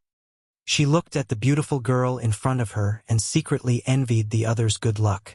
It was needless to say that Tong Xinyao signed with Chinfei Media. Everyone said that Tong Xinyao was lucky, sitting at home and picking up a big pie that fell from the sky. As for the company, or more accurately, Lu Chun and Chinfei's nurturing of Tong Xinyao, she had seen it all. Tong Xinyao released her debut album today. How long has it been since she participated in China's Voice? Could be said that out of 10,000 newcomers in the entertainment industry, there might not even be one as lucky as her. If this album sold well, it did not even need to sell well. As long as it sold well, the title of a rising star in the music industry would definitely be hers. At that time, with a few more newcomer awards, she would be sprinting towards the A-list or B-list. Could My First Dream be successful? If it was any other newcomer's debut album, Min Lee would not be confident. However, Lu Chun personally wrote the title song. There was no precedent of failure. What a lucky girl. Min Lee's eyes became softer, as if the girl in front of her was shining all over. It was like shining stars. Chapter 756. Fuzhou City, Academy Road. Today was a Saturday, and the weather in Fuzhou City was exceptionally sunny. The sun shone brightly, and the temperature was just right. Thus, the business district around the college road was especially lively. Students from the surrounding universities were all out to shop, have fun, and go on dates. Xinhua Book City, which was located in a prime location on Academy Road, was even more crowded. Every weekend, many students would come here to buy teaching materials and tutorials, or to read new books that had just been published. Usually, there would be authors signing books on the second floor of the Book City on weekends. In the internet era, the business model of Xinhua Bookstore has also changed a lot. In addition to selling books, it has also carried out a variety of businesses. The renovated bookstore has a coffee shop, a milk tea ice cream shop, and a variety of audiovisual equipment and even toys. In the past, cassette players, MP3 players, original cassettes, CDs, DVDs, and so on were the best-selling products in bookstores. But now, there were very few people who bought CDs. Everyone was used to buying and downloading digital music on the internet.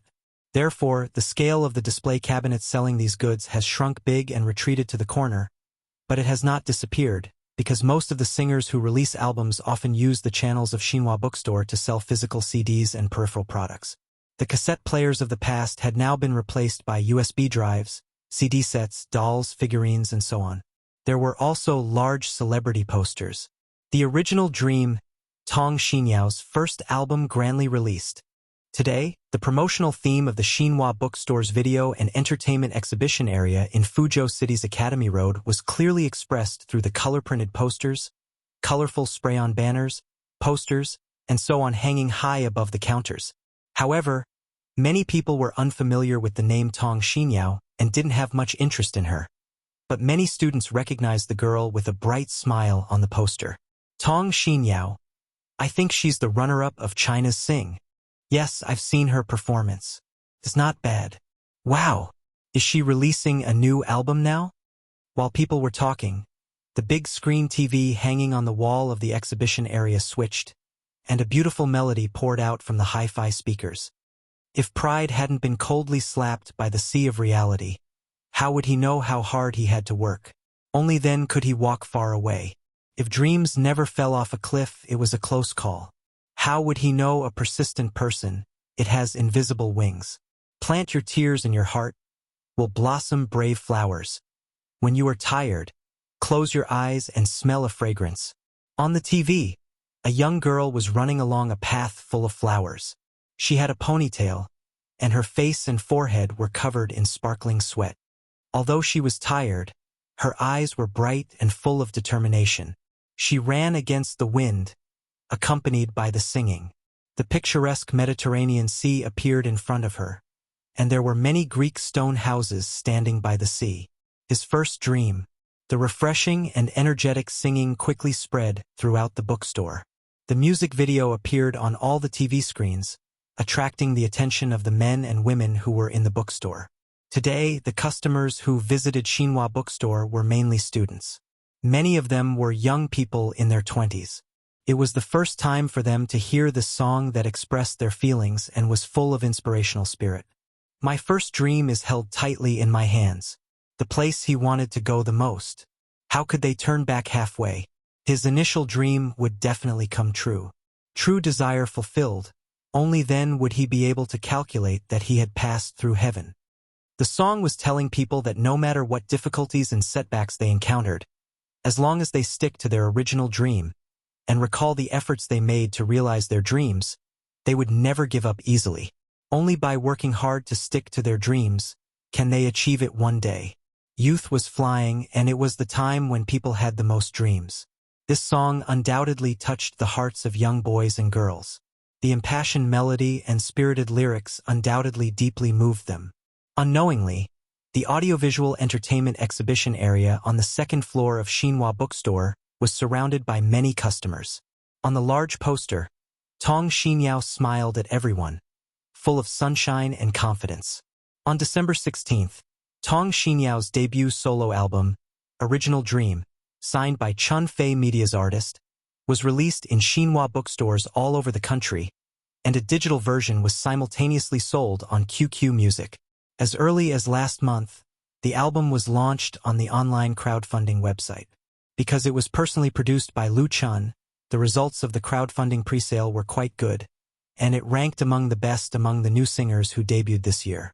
Compared with the crowdfunding presale, The online and offline sales results in the next 3 days were the key to determining the future fate of this album. Chun Fei Media has also made careful preparations for this. Unlike many well-known entertainment record companies in the industry, before the album was released, Chun Fei Media did not carry out large-scale high-intensity promotion and publicity for Tong Xinyao, or hire professional public relations companies to hype. This made people feel that Chun Fei Media didn't seem to attach much importance to Tong Xinyao and was unwilling to spend a lot of effort on marketing. There was even a rumor in the circle that Chun Fei didn't want a newcomer who could threaten her position in the company, so she wouldn't invest too much in Tong Xinyao and wanted to suppress Tong Xinyao. This kind of rumor was quite popular, and even some unscrupulous media used obscure writing techniques to expose it. But both Tong Xinyao herself and the employees of Chun Fei Media knew that this kind of rumor was completely nonsense. It was true that the company didn't vigorously promote it, but the investment in this album was not small at all. In the album, the music videos of several songs, including the title song Original Dream, were shot in Crete, Greece, a world-famous tourist destination. This investment alone cost millions. There was no wantonly hype, but the production was not ambiguous at all. Moreover, the investment in a sales terminal like Xinhua Book City was not cheap. It could be said that good steel was used on the edge of the blade. On December 17th, the 24-hour sales results of Original Dream were released, including a total of 37,560 sets of CD records and commemorative sets, and QQ Music sold 51,350 copies. This result immediately caused a lot of sensation in the industry. Because the sales of the previous physical album were crowdfunded first, there was nothing to make a fuss about, but the sales of the digital album exceeded 50,000 copies, which surprised people. It should be known that a few years ago, Lu Chen's debut album You Who Sat Next to Me only sold more than 60,000 copies in 24 hours on QQ Music. People seem to see a rising star in the music industry. Note: Original Dream lyricist Yao Ruolong / composer Miyuki Nakajima. Chapter 757. On December 18th, First Dream sold 77,958 copies in QQ Music. By the 19th, the daily sales figure increased to 94,560 copies. Without counting the sales of CD records, the album's online sales have reached 220,000 plus. There is a so-called 72-hour law in online record sales. That is, the sales volume in the first 7 days on the shelf must account for at least 40 to 50% of the total sales, of which the first 3 days are the most critical. How well an album sells, whether it is a flop, a qualified, or a big seller, can basically be seen within 72 hours. As a newcomer in the pop music industry, Tong Xinyao's debut album has sold more than 200,000 units in 3 days. The honor of platinum record has been firmly in her hands, and it is not a dream to hit the double platinum diamond record. Such a result is enough to be comparable to many A-list singers. With the explosion of sales, the market reputation of First Dream is also constantly fermenting. The title song of the same name quickly appeared on various pop music lists, and is expected to occupy a high position on the original music chart released at the weekend. Not only the title song, but also the other 2 works by Lu Chan for this album, We Are All Good Children and 10,000 Can't Bear to Part, have all received a warm response. Especially among the age group between 15 and 25, the number of fans who like Tong Xinyao has skyrocketed at an exponential rate. Because in the past year, neither Lu Chun nor Chun Fei has released a new album and focused their career on film and television. Tong Xinyao's album has also met the needs of fans to a large extent. In particular, Lu Chen's fans, because First Dream has 3 works by Lu Chun. They gave unconditional support and contributed to a large proportion of sales. A sweet and pure external image, a fresh and moving singing style, and a song melody that catered to young people, made the beautiful girl who came out of The Voice of China become a real star overnight. Her Waves blog fans quickly broke through the 1 million mark, and the growth was staggering. At the same time, various commercial performances and advertising invitations also flew to Chun Fei Media like snowflakes. All of these made the people in the circle have to marvel again. Of course, what they admired was not Tong Xinyao, but the giant standing behind her, Lu Chun. Lu Chun once again demonstrated the magic of gold touch in the music industry and star-making machine. In his hands, it was so easy to make a newcomer famous. There was no need for painstaking hype at all. With a wave of his hand, he cultivated a cash cow. His talent had already become a legend.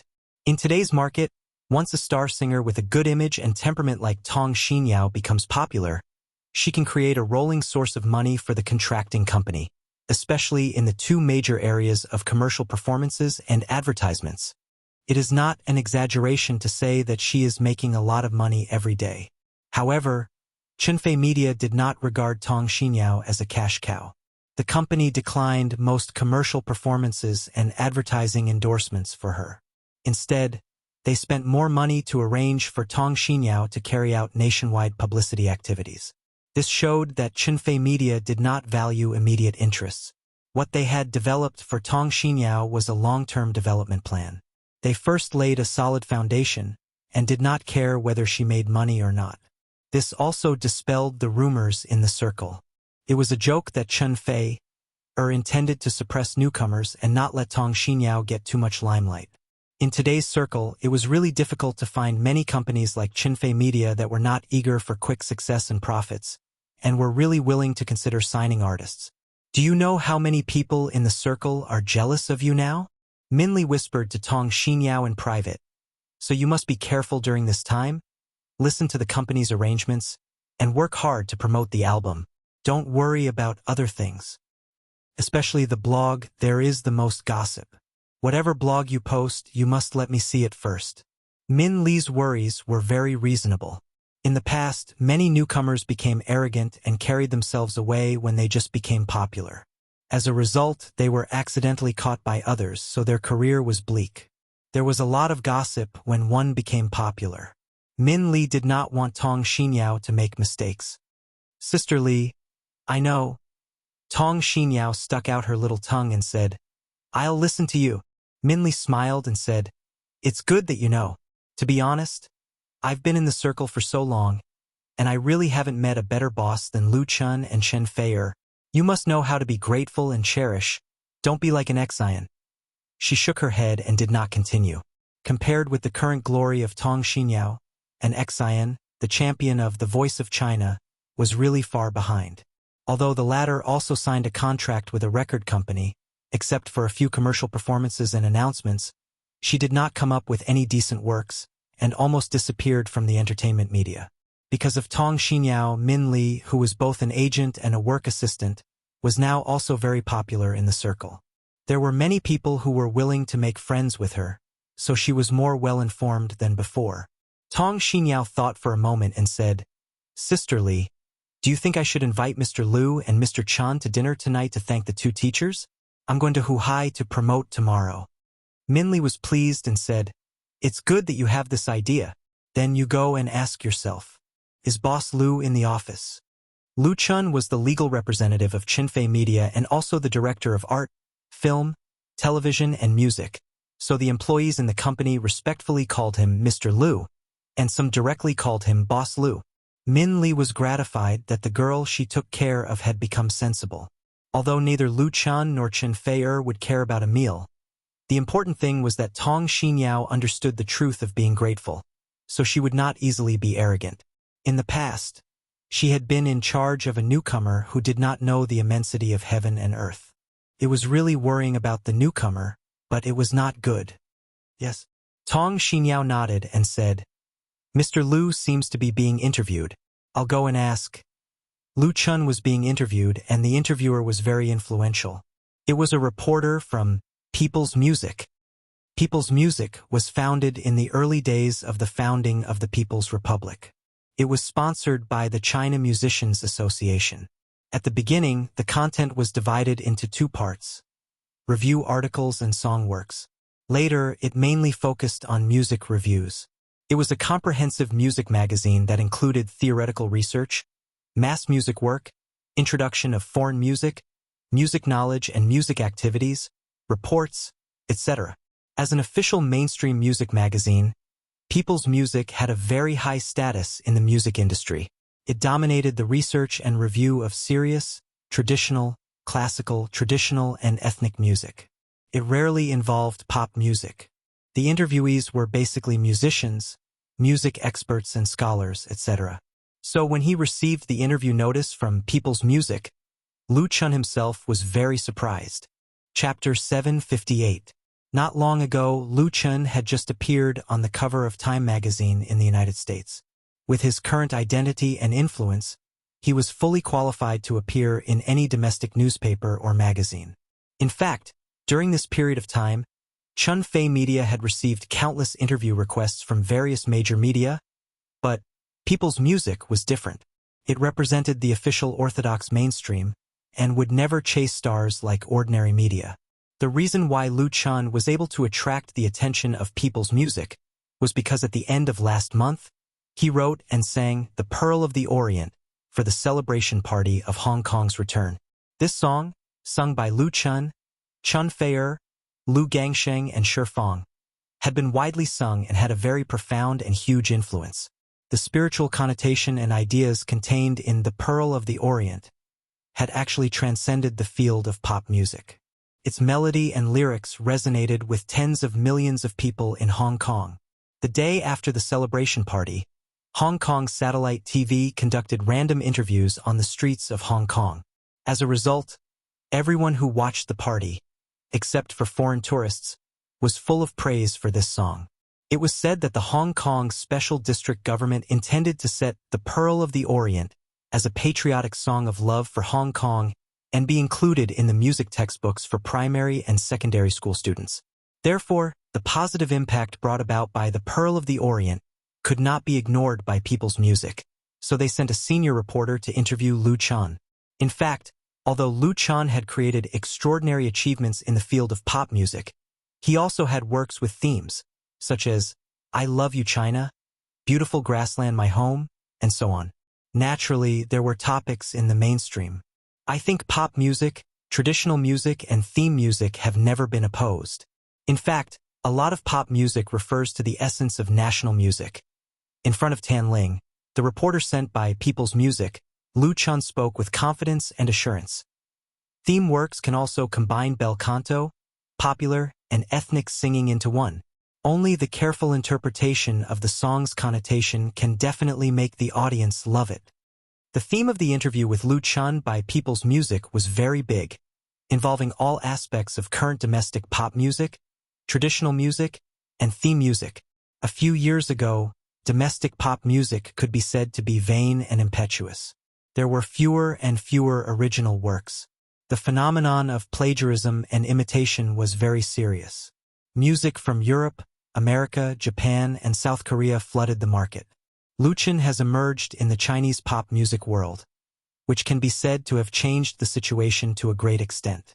First of all, the folk song style he brought has injected a clear stream into the music world and greatly enhanced the status of original works. TN. Over the years, Lu Chun has been leading Chinese pop music on a healthy and positive path. Inspired by his success, a number of outstanding writers and singers have emerged. Therefore, on this issue, Lu Chun was fully qualified to speak. Compared to pop music, the situation of mainstream music and traditional music was even worse and even more awkward. Young people who grew up in the new era did not like them, and not many people were willing to listen to them. As a result, the latter two could only rely on the power of the government to maintain their existence. The issue between pop music, theme music, and traditional music has long been one of the focuses of debate among musicians and music critics. Some people are extreme that it is the impact of a large number of monotonous pop music that purely pursues auditory pleasure on the market, which is an important reason for the decline of theme music and traditional music. Combined with the situation a few years ago, this argument is really not without reason. And Lu Chun is one of the few singers in China who has crossed the two fields, and he has achieved great success. On this big issue, his answer is absolutely impeccable. Lu Chun does not deny the problem of pop music, nor does he avoid the dilemma faced by theme music and traditional music. However, he does not criticize them severely like many people, but puts forward his own ideas and solutions. With examples such as I Love You China and Pearl of the Orient, Lu Chun's answer is naturally very convincing. Even Tan Ling, who has interviewed many famous musicians and well-known scholars, can't help but secretly marvel. Before Lu Chun accepted Tan Ling's interview, he did not know her interview questions, so it was impossible for anyone to prepare an answer for Lu Chun in advance. His answer was obviously the result of careful consideration. This made Tan Ling appreciate the young man in front of her more and more. She said with a smile, "Thank you. Let's take a break first. Let me think about a few more questions." Lu Chun smiled and said, "Okay." After a pause, he asked, "Reporter Tan, how is Big Brother Tan recently?" This question was very abrupt, but Tan Ling smiled and said, "He can't be better now. He drinks tea and chats with his friends every day, and occasionally goes fishing. He is really enjoying life." Lu Chun sighed, "I'm very envious." "Don't," Tan Ling said with a smile. "He is retired. Your life has just begun. If you really retire, how many fans will be disappointed?" The two of them were talking about Tan Hong. Tan Ling was Tan Hong's sister, but not his biological sister, but his cousin. First, Lu Chun didn't know it. It was Tan Ling who revealed it herself. Tan Hong and Lu Chun were teachers and friends. The friendship between the two was well known. With this relationship, the interview didn't seem so serious, and it was a lot more relaxed and pleasant. While they were talking and laughing, the door of the room was knocked gently. Lu Chun turned his head and said, "Come in." The door opened and Tong Xinyao poked her head in. When she saw Lu Chun and Tan Ling sitting and talking, she couldn't help but shrink her head. She wanted to say something but didn't dare to. Lu Chun asked doubtfully, "Xinyao, why are you here? Come in and talk." Tong Xinyao's pretty face turned red. She nodded quickly and walked in obediently. "Teacher Lu." Lu Chun introduced to Tan Ling. "This is Tong Xinyao, a newcomer signed by our company. This is Reporter Tan." Tong Xinyao politely bowed to Tan Ling and said, "Hello, Teacher Tan." Tan Ling got up and shook hands with her. She said with a smile, "Miss Tong is so beautiful. You are more beautiful than in the photo. My daughter is your fan." "Ah!" Tong Xinyao couldn't believe it. She said with a smile, "That's really my honor." Lu Chun asked, "Xinyao, what can I do for you?" Tong Xinyao quickly said, "Teacher Lu, I'm going to Huhai for publicity tomorrow, so I want to invite you and Sister Fei to dinner in the evening. I don't know if you have time." "In the evening?" Lu Chun said with a smile. "I want to invite Reporter Tan to dinner, so you can pay the bill." Tong Xinyao was surprised. "That's great." Chapter 759. The place where Tong Xinyao invited them was a private restaurant called Dong Family. In recent years, private cuisine has been favored by diners. The so-called private cuisine, as the name implies, is a private dish, that is, a specialty dish made by the host in other people's home. Authentic private cuisine usually has no store sign, no fixed menu, and even no full-time waiters. However, the cooking techniques of the dishes are often ancestral, with a unique flavor and limited supply which can't be eaten in the restaurants in the market. Of course, the price of high-end private cuisine is very high, and it usually needs to be booked a long time in advance. Some top private restaurants only cook one table of dishes a day, and the reservation is half a year later. It is impossible to book a temporary reservation. However, it was the first time for Tong Xinyao to treat two big bosses. Therefore, Min Li, who was advising her, tried her best to find the boss of the Dong family's private home cuisine restaurant and finally got what she wanted. In fact, there are many five-star hotels in the capital, and it doesn't need to be so troublesome to have a meal, but Min Li thinks that it can't show Tong Xinyao's sincerity, so it is the last choice. This Dong family's private home cuisine restaurant was hidden in a private courtyard on South Street. Green bricks, stone tiles, and white walls surrounded by lush green trees could be seen. The environment was very elegant. Lu Chun praised, "Xinyao is good. You chose a good place." Chun Fei nodded. "Xinyao can book a temporary seat. Xinyao is considerate. She has lived in the capital for a long time and is very familiar with private restaurants. She knows the difficulty of making a temporary appointment." She guessed that Tong Xinyao was lucky to meet a guest who temporarily canceled a reservation or added a seat. But it is not easy. Tong Xinyao blushed. I don't know. It's all thanks to Sister Li. Lu Chun and Chen Fei looked at each other and smiled. Both of them liked Tong Xinyao's character very much. Although her family is rich, she has never been spoiled. She is obedient and sensible. Even if she is popular now, she is no different from before. Min Li said with a smile, I don't dare to take credit. They heard that two big stars, Boss Lu and Boss Chen, are coming, so they specially held a special dinner to invite you. Lu Chun couldn't help laughing. Lu Shi really chose the right person to assign Tong Xinyao as an assistant. The door to the courtyard was tightly shut. Min Li went forward and lightly knocked on the lion head door. Not long after, someone opened the door from the inside. The one who opened the door was a chubby, jubilant-looking man with a round head. When he saw Lu Chun and the others standing at the door, his two small eyes immediately narrowed into two slits. He cupped his hands in obeisance and said with a smile, I heard the magpies singing just now, so I knew that distinguished guests had arrived. It's my honor to have you all visit my little restaurant. His Beijing accent was very smooth, and his smile was sincere and respectful, making people feel very comfortable listening to him. Min Li asked, Are you Mr. Dong?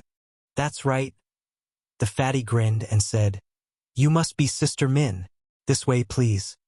Under his guidance, everyone followed over the threshold and moved forward along the stone path. As the refreshing jasmine fragrance hit their nostrils, they couldn't help but feel refreshed. The first thing that came into view was the elegant and clean courtyard. Several sets of tables, chairs, and pavilions were covered by white gauze curtains. There were many private rooms on the left and right side of the courtyard. All of them were decorated in a combination of Chinese and Western style, elegant and romantic. Lu Chun and the others entered one of the private rooms. The temperature inside was just right. The bowls, chopsticks, fruit plates, and cold plates on the table were also arranged, waiting for them to sit down. The fatty went to prepare the wine and dishes. This kind of private restaurant doesn't order dishes. It only counts the number of people. Everyone will eat what the chef cooks. The taste and standard are absolutely first class, and it is guaranteed that the guests will not be disappointed. If the guests are disappointed, the restaurant naturally can't continue. Although it was Tong Xinyao's treat tonight, Lu Chun was in charge. In addition to inviting Tan Ling, the reporter from People's Music, he also invited Tan Hong and his family. Tan Hong was still on the way, but there were already 6 people here. Tong Xinyao also invited Lu Shi. After a few hours of interviews in the afternoon, Tan Ling seemed to want to talk more. She continued to chat with Lu Chun. Of course, the topic was not as formal as before, but it did not deviate from the original topic. In fact, the topic of pop music and traditional music was enough to write a thick book. From the beginning to the present, it may not be finished even after a few days of chatting. Chen Fei found it interesting and joined in the conversation. Lu Shi told Min Li about Tong Xinyao's nationwide publicity tour. The atmosphere in the private room was very warm. Not long after, Tan Hong came with his wife and little daughter. Sister Fei Tan Hong got married very early. His wife, Song Wanlu, was also his first girlfriend. The two helped each other in difficult times for more than 20 years. Their deep relationship could be said to be a role model in the circle. They had a son and a daughter together. Tan Hong's son was currently studying abroad. His little daughter, Tan Jiawan, was just 7 years old. She was innocent and lively. When she saw Chen Fei, she immediately rushed up and said, I missed you so much. I missed you too. Chen Fei smiled and picked her up and kissed her on her blushing face. Chen Fei and Tan Hong had known each other for many years. He was very familiar with his family and liked this little girl the most. Brother Tan's sister-in-law, Lu Chun, complained to Tan Hong, It's not easy to invite you. It's all thanks to reporter Tan. Originally, Tan Hong said that he wouldn't come, so it was Tan Ling who settled it. Song Wanlu smiled and said, He has become an old man who doesn't want to go anywhere. Tan Hong was born in the 1970s. He wasn't very old, but he retired and really stayed away from the entertainment circle. Tan Jiawan shouted, Yes, Mom said that Dad is the laziest.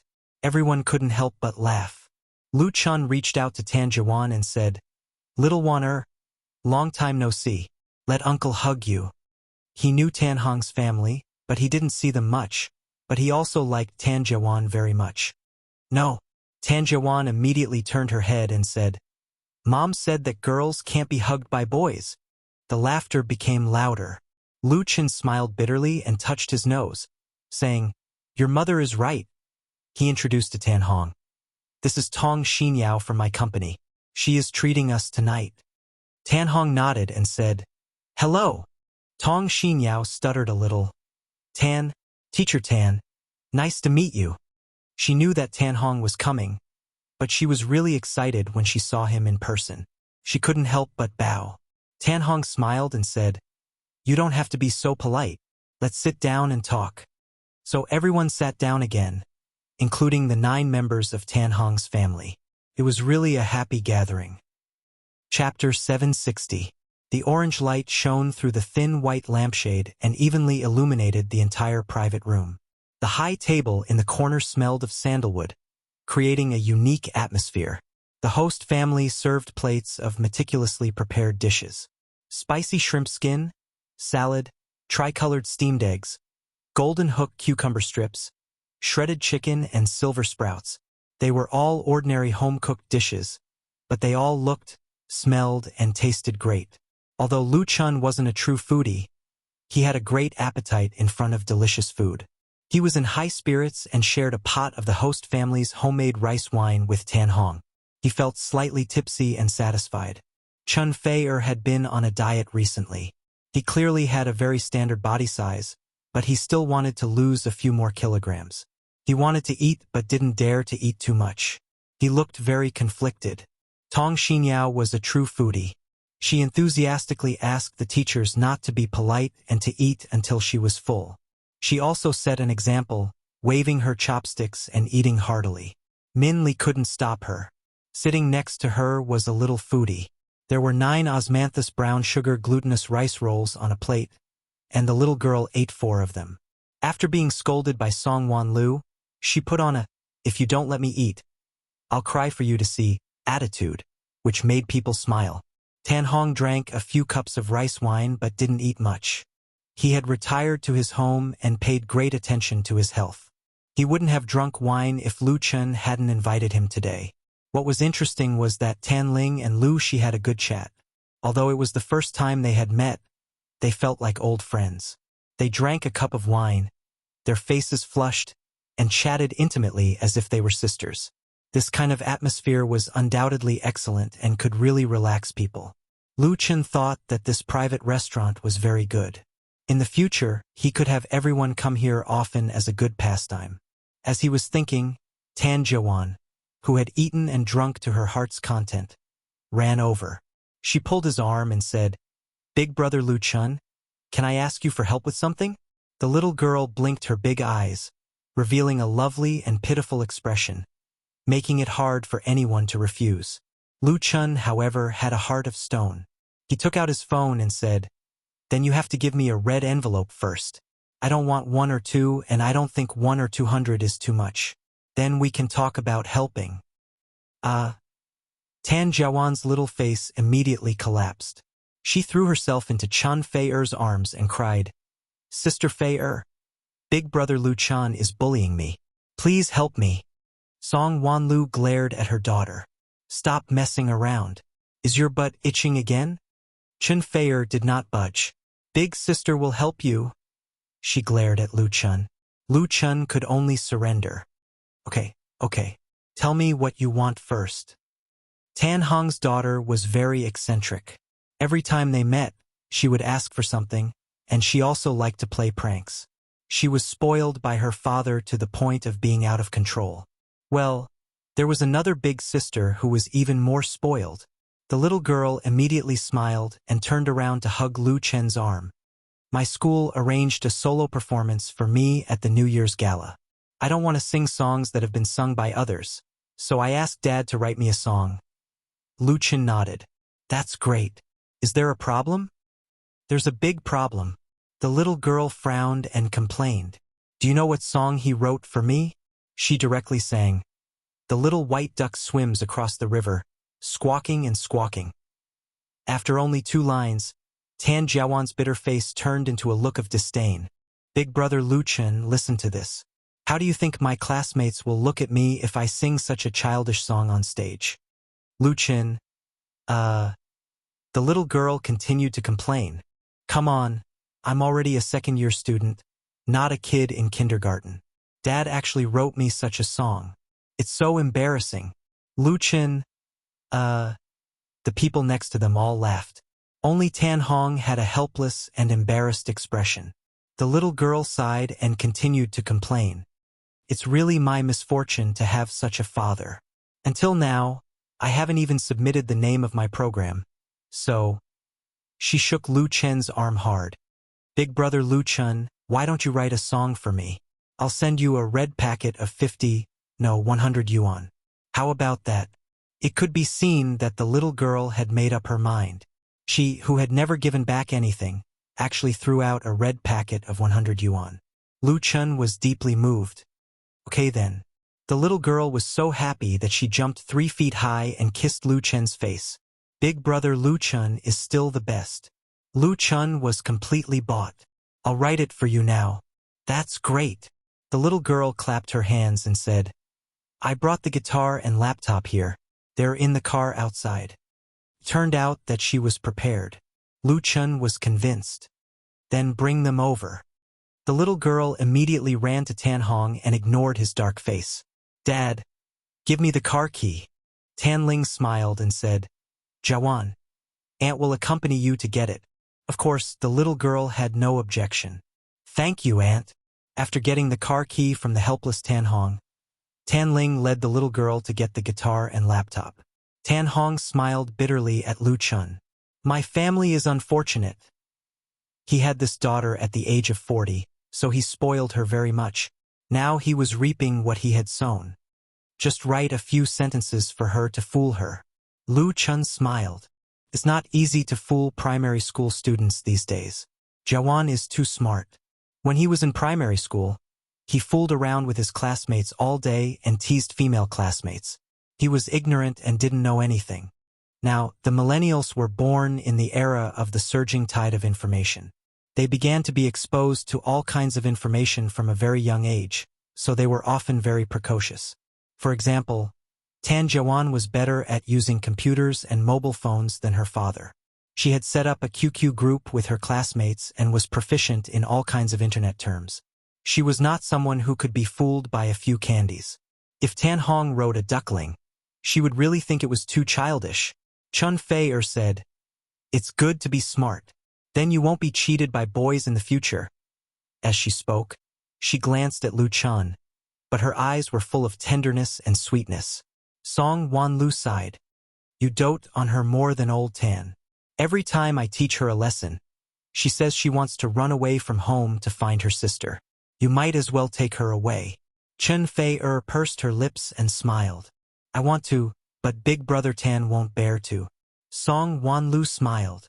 If you want, then you and Lu Chen can have one too. Sister-in-law. Chun Fei's pretty face blushed. Song Wan Lu said seriously, I'm serious. Women should have children as soon as possible. Giving birth to Jiawan was really difficult. My body has not fully recovered until now. Lu Shi raised her hand. I support you. Mom is looking forward to holding a grandson. Lu Chen didn't know whether to laugh or cry. Why did the topic suddenly shift to him and Chun Fei? But there were some things that he had to seriously consider. He looked at Chun Fei, and Chun Fei happened to look over. Their eyes met. Their hearts were connected. Chapter 761. As the topic of children was brought up, the atmosphere in the private room became livelier. Other than teasing Lu Chen and Chun Fei, Song Wan Lu also talked about her daughter. She knew a lot at such a young age. Being influenced by the modern information society made it difficult for her to educate her daughter. She said to Chun Fei, if you have children in the future, it's best if you have 2 in a row. That way, they can play together and you don't have to work so hard to be a father or a mother. Song Wan Lu and Tan Hong had a son and a daughter. Their son was already 20 years old. Of course, he couldn't stay at home to take care of his sister. The age difference was too big, and they didn't have anything in common. As they were chatting, Tan Ling came back with Tan Jiawan. Tan Ling was holding a laptop bag and a guitar case in each hand.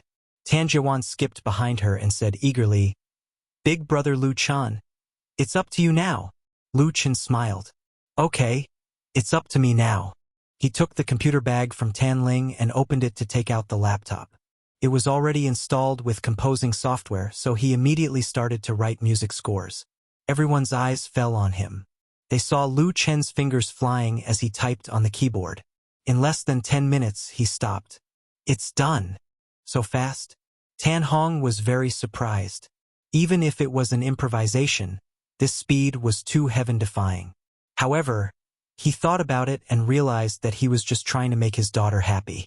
It wouldn't be appropriate to make it too serious. He felt relieved. "Let me see." He had been brooding over the nursery rhyme he had worked so hard to compose for his daughter. Therefore, he couldn't help but be curious about what Lu Chen had taken out in 10 minutes. Lu Chen smiled and handed the laptop over. Tan Hong didn't stand on ceremony. He took it and was ready to pick at it to maintain his dignity. It was probably a bit of resentment from being a father. As a result, he was immediately sucked in and stared at the screen for more than 10 minutes. Song Wanlu and Tan Ling looked at each other. Tan Jiawan grew impatient and reached out to grab the laptop. "Quick, let me see. This is what brother Lu Chun wrote for me." Her family had a long history of learning, and she had started learning music when she was 4 or 5 years old. Reading music scores was no problem for her. However, Tan Hong turned off his computer and shook his head. He asked Lu Chun, "This song is from your portfolio, right?" Many songwriters had their own library of works. When they had inspiration, they would write a few lines or a few paragraphs, half a song or an entire song. When it was necessary, they would rearrange and perfect it. Lu Chun can be said to be unparalleled in the circle in music creation, but no matter how talented he is, it is impossible for him to say that he wants to write a song for you, and then he can create a complete and excellent work in more than 10 minutes. It was normal to draw inspiration from the portfolio or ready-made works. What kind of person was Tan Hong? He was a real big shot in the pop music industry. There was no doubt about his taste in music. Of course, he could distinguish the quality of a song. The problem was that the song Lu Chun took out was not something to coax children. That would be too much. Lu Chun explained, "I remember that Jiawan just had her birthday. This song is my birthday gift to her." Birthday gift? Tan Hong was speechless. Didn't Fayer already give it to her? She can't take it anymore, and this is also. Before he finished speaking, Tan Jiawan's eyes were already red. She looked like she was about to cry. The song that she had gotten was going to be erased by her father. Chun Fayer looked distressed and couldn't help but complain, "Brother Tan, do we still have to care so much?" Tan Ling also looked at her cousin in confusion. Lu Chen smiled and said to Tan Jiawan, "Jiawan, give me the guitar. I'll teach you how to sing now." The little girl immediately turned from sadness to joy and immediately gave her guitar to Lu Chun. Tan Hong's dissuasion was useless, so he said helplessly, "Oh, you guys just spoil her." Song Wanlu pursed her lips and smiled. When it came to spoiling his daughter, no one could be more spoiled than him. How could he talk about others? Lu Chun let the little girl sit next to him and held the guitar in his arms, gently strumming the strings. Tan Jiawan's guitar is a small children's guitar, and it's a folk style. Although Lu Chen hasn't used it before, he is absolutely top-notch in guitar playing, so he got it in 2 or 3 moves. On the road of life, sweet and bitter, happy and sad, I'm willing to share them all with you. It's hard to avoid falling and waiting. Be brave and raise your head. Who wants to hide in a harbor sheltered from the wind? Rather have the freedom of the turbulent waves. May the lighthouse in your heart keep watch, let you see through the fog. The song Lu Chun gave Tan Jiawan was called "The Sunshine Always After the Storm." This song was certainly not a children's song. The lyrics were undoubtedly too mature for a 2 or 3-year-old child. But this song was not a love song, folk song, or rock song. It was inspirational and contained the strength of a firm belief, as well as many beautiful things. but it had nothing to do with age. Lu Chun gave the sunshine always after the storm to Tan Jiwan. In fact, it represented his encouragement and expectations for the little girl. Perhaps she could not truly understand the meaning of the lyrics now, but she would definitely understand in the future.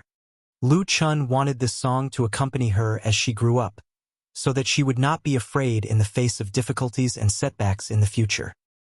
The sunshine always after the storm. There is a clear sky above the dark clouds. Cherish all the touching. Every hope is in your hands. The sunshine always after the storm. Please believe there is a rainbow. Accept all the ups and downs. I will always be around you. In the private room, the sound of the guitar drifted along with Lu Chen's singing. Everyone listened attentively. Some were even moved. Tan Hong suddenly understood. At first, he resisted, because he knew very well that such a song written by Lu Chun would be sold for millions of yuan, and many people would fight for it. It was too expensive as a gift. Since Lu Chun became famous, many singers and stars had invited him to sing, but very few of them really got what they wanted. And those who got his works would not be disappointed. There were even rumors in the circle that a singer who was not short of money was willing to pay 5 million yuan to buy Lu Chen's new work.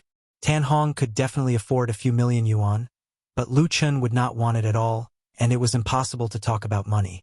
But now that he heard Lu Chun sing it himself, he understood that this song was not only for Tan Jiwan, but also for himself.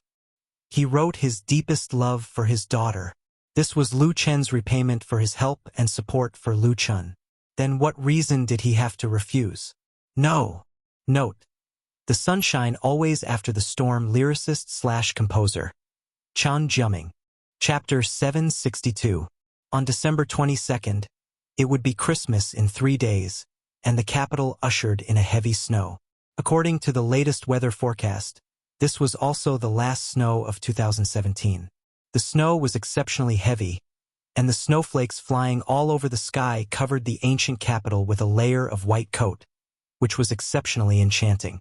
For Chunfei Media, a year of hard work has paid off at this season. First of all, You from the Star, produced by Chunfei Media in conjunction with Beijing Television, Zhejiang Satellite TV and other units, was broadcast and achieved great success. Since its premiere in August, this sci-fi romantic romance drama has broken a series of ratings records in China and South Korea. The highest ratings in China exceeded 10%, and in South Korea, it broke through 50%, becoming a well-deserved phenomenal national drama. In the past 4 months, You from the Star has set off a wave of ratings and public opinion, and its influence has exceeded Autumn in My Heart and Full House of Romance. Especially on the internet, the number of fans of the drama is staggering. Apart from the two leading actors, Lu Chun and Chen Fei, the popularity of the main supporting roles in the drama has been rising all the way, from obscurity to household names, and they have attracted fans that many artists can't get in their lifetime. Beijing Television, Zhejiang Satellite TV and KGS TV are also beneficiaries of this craze. They made a lot of money by relying on the episodes and advertisements, which made their peers' eyes bleed.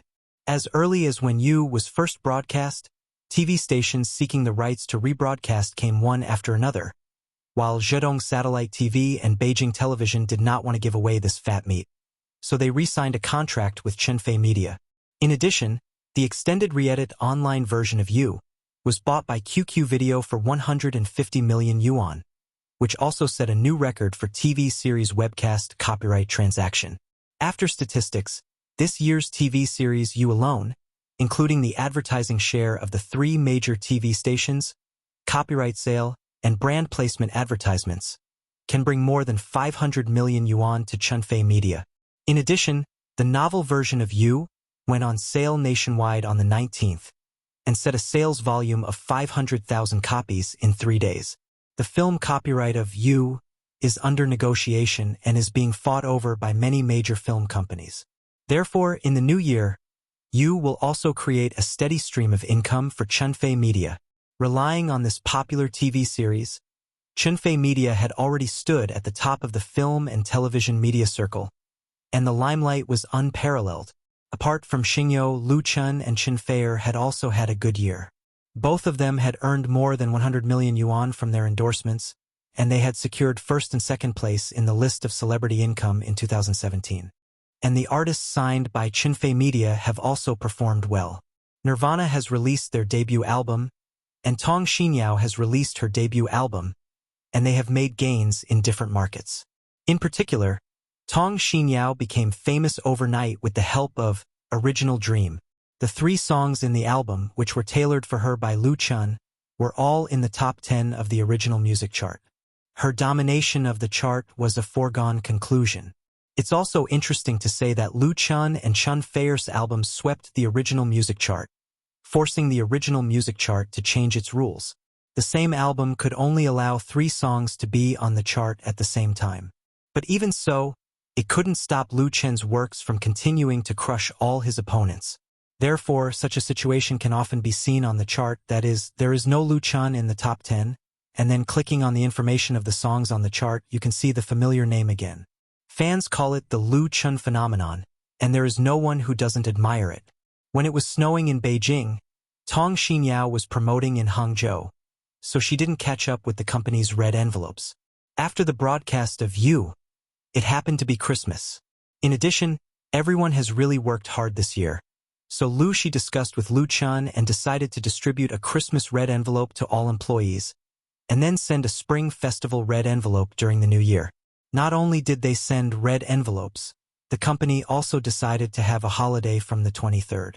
After New Year's Day, they gave a total of 9 days of holiday, so that the employees, who have been busy for a year, could have a comfortable Christmas plus New Year holiday. It was snowing heavily and freezing outside, but the atmosphere in the conference room of Chunfei Media's headquarters was hot and enthusiastic. More than 100 employees crowded the conference room, and everyone had a happy smile on their faces. On the long table in front of them, there were stacks of stuffed red envelopes, which reflected golden and red light under the illumination of the indoor lights. Both Lu Chun and Chunfei came to the scene in person, and together with Lu Shi, they personally distributed these red envelopes to the hands of each employee. In addition to the generous red envelopes, there was also a live lottery event. A large box was placed in the corner of the conference room, which contained more than 100 special small golden eggs. Everyone lined up to touch the golden eggs, 1 for each person, and everyone got a prize. The prizes included shopping vouchers, mobile phones, tablets, laptops, SLR cameras, and so on, all piled up next to the box. Among them, the first prize was a double trip to Europe plus 50,000 travel bonus. As the golden eggs were opened one after another, there were cries of surprise one after another. Soon, some employees happily took photos of their bonuses and prizes and posted them on their blogs. Of course, photos of the boss and lady boss were indispensable. The official V of Chunfei Media did not publicize the company's internal event, but it could not stop the employees from proudly exposing themselves, so it soon caused a wave of envious comments and ridicule on the Wave's blog. Someone else's company. The best boss and lady boss in China. What the heck? It's not even the new year yet, and they're already giving out red envelopes. 9 days off. Oh my God. I'm so envious. I just want to ask, is your company still hiring? I'm proficient in the installation and uninstallation of Word, Excel, Access, PowerPoint, Outlook Express, and other software. I'm proficient in the spelling of VB, C++, FoxPro, SQL, Java, and other words. I'm familiar with the operating systems of Win 7, Windows Phone, Linux, Mac, Android, iOS, BlackBerry, and other operating systems. Previous post is too awesome. I've decided to jump ship now. This is so lucky. There are red envelopes during the holidays, and there are so many prizes. Most importantly, I can see Chunfei every day. Let me die. I'm speechless. As a result, many people in the industry and many companies expressed great pressure. Needless to say, the impact of the demonstration was really great. On the same day, many people called Chunfei Media to ask if Chunfei Media was hiring new employees. On the second day of the company's holiday after the red envelopes were distributed, Lu Chun and Chunfei flew to South Korea. The two would spend this Christmas in Seoul. Chapter 763. Seoul International Airport. Terminal Hall. Jean Xiaomei and her two classmates squeezed into the crowd and stared nervously at the number 2 international arrival lane. Around her were many reporters with cameras, as well as the TV station's interview crew. However, most of them were like her, fans who spontaneously came to the airport to pick up their idols after receiving the news. Jean Xiaomei's idol was Lu Chun, the male lead of Autumn in My Heart, Full House of Romance, and You from the Star. He was a superstar from China. She found out about Lu Chun flying to Seoul from FLOO. She did not know which insider was so resourceful as to expose the news on FLOO that Lu Chun and Chen Fei were coming to Korea to participate in the production of KBS TV station, as well as the flight information. FLOO was Korea's largest online social media platform, and Lu Chun was the most popular Chinese star on FLOO. He had won countless fans by relying on 3 urban romance dramas. As a female student at Seoul National University, Jean Xiaomei could be said to be Lu Chen's most loyal fan. Not only had she watched all of Lu Chen's films and TV series, but she also owned 2 commemorative editions of Lu Chen's albums. Among her classmates, there are also many people who are fascinated by Lu Chun, so today, she easily contacted 2 good friends and came to Seoul International Airport to welcome their idol to South Korea. Tien. However, when they arrived at the airport, Jean Xiaomei realized that they were a little late. The good seats had already been taken by the reporters and other fans. Therefore, she could only stand on tiptoe at the back of the crowd and wait anxiously. All she wanted was to see Lu Chun with her own eyes. As for autographs and photos, she temporarily forgot about them. At that moment, after a 2-hour flight, the China Airlines CT-158 landed steadily at Seoul International Airport. After passing through customs, Lu Chun, Chen Fei, and their assistant had just come out of the passenger passage when they were surrounded by countless reporters and enthusiastic fans. Lu Chun Appa. The screams of the girls were deafening, accompanied by flashes of light. Although he had been through all kinds of situations, the scene in front of him still gave Lu Chun a fright. He didn't expect that he would be so popular in Korea. There were so many reporters and fans coming to the airport to welcome him. Although Chunfei Media attached great importance to the Korean market, and the Korean version of Star was broadcast at the same time as the domestic version, the company, which had just started, mainly focused on the domestic market. The Korean market basically depended on the cooperation with KGS and SPG. This time, Chunfei Media did not do any publicity for their trip to Korea at the invitation of KBS. Nor did they inform KGS and SPG. Could be said that they were very low-key. The result was truly shocking. Fortunately, there were security personnel at the airport to maintain order, so even though the scene was a little scary, it did not cause any chaos. Lu Chun saw a support board with his Chinese or Korean name written on it in the crowd, as well as his posters. Interestingly, most of the fans who came to pick him up were girls, so most of them were his fans. However, seeing such a scene, Chen Fei hesitated for a moment and wanted to let go of Lu Chen's hand. She knew that fans were very sensitive and fragile. Although everyone knew that the two were a couple, these Korean teenage fans might not be able to accept seeing their idols showing off their love in front of their eyes. Therefore, it was better not to stimulate him if possible, lest any accidents happen. However, Lu Chun held her hand tightly, and at the same time, smiled and waved at the enthusiastic fans. As it turned out, Chen Fei was obviously thinking too much. With the brainwashing of the 3 TV series Autumn in My Blood, Full House of Romance, and You from the Star, the two had long become the most perfect idol couple in the hearts of Korean fans. Although these girls liked Lu Chun to the extent that they were obsessed with him, they were not unable to accept the relationship between the two. As for the dog food, it had long been fed by the 3 TV series, especially You from the Star, which had just finished airing, and its influence in Korea was unprecedented. Lovers on screen, lovers in reality, Lu Chun and Chen Fei were already an inseparable combination in the hearts of fans in China and Korea. The screams of the fans became even louder, and there was a commotion in the crowded crowd. The airport security personnel were busy, as if they were facing a formidable enemy.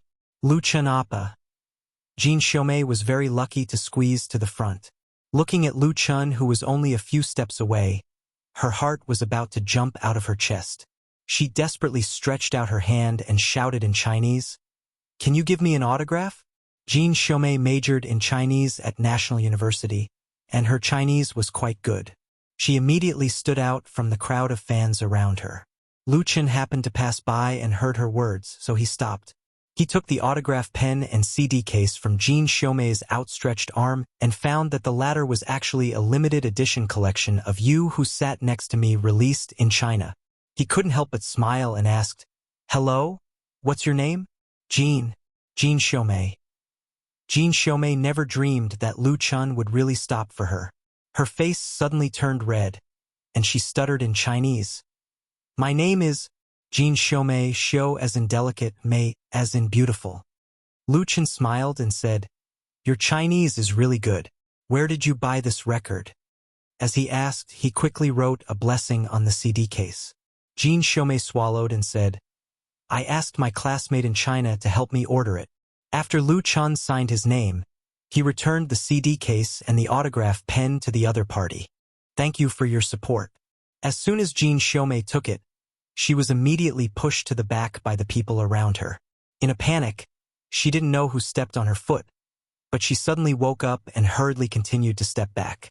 If she didn't step back, it would be terrible if she was pushed to the ground. Xiaomei. As a result, before she could stand firm, two students who had just been separated by the crowd surrounded her and stared at the autograph CD in her hand. "You got Lu Chun Appa's autograph?" Jean Xiaomei nodded. Suddenly, she had a strong vigilance in her heart. She immediately held the CD case tightly in her arms and said, "This is mine. Don't have any bad ideas." If anyone wanted to snatch it from her, she would fall out with that person. On this side, Lu Chun signed for several fans. Seeing that the situation was getting out of control, he was escorted by several security personnel and hurriedly left the terminal with Chun Fei and his assistant. Out of the hall, the group quickly boarded the car that had been waiting outside and left the reporters. Chapter 764.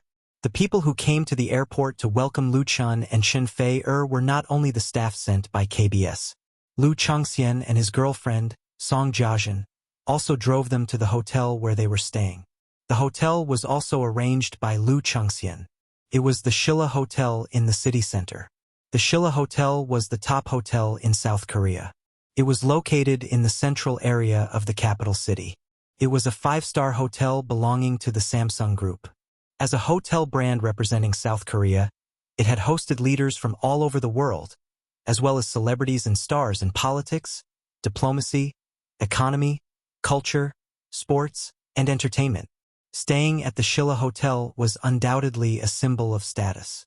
According to the plan, Lu Chun and Chun Fei would participate in the KBS program recording on December 29th.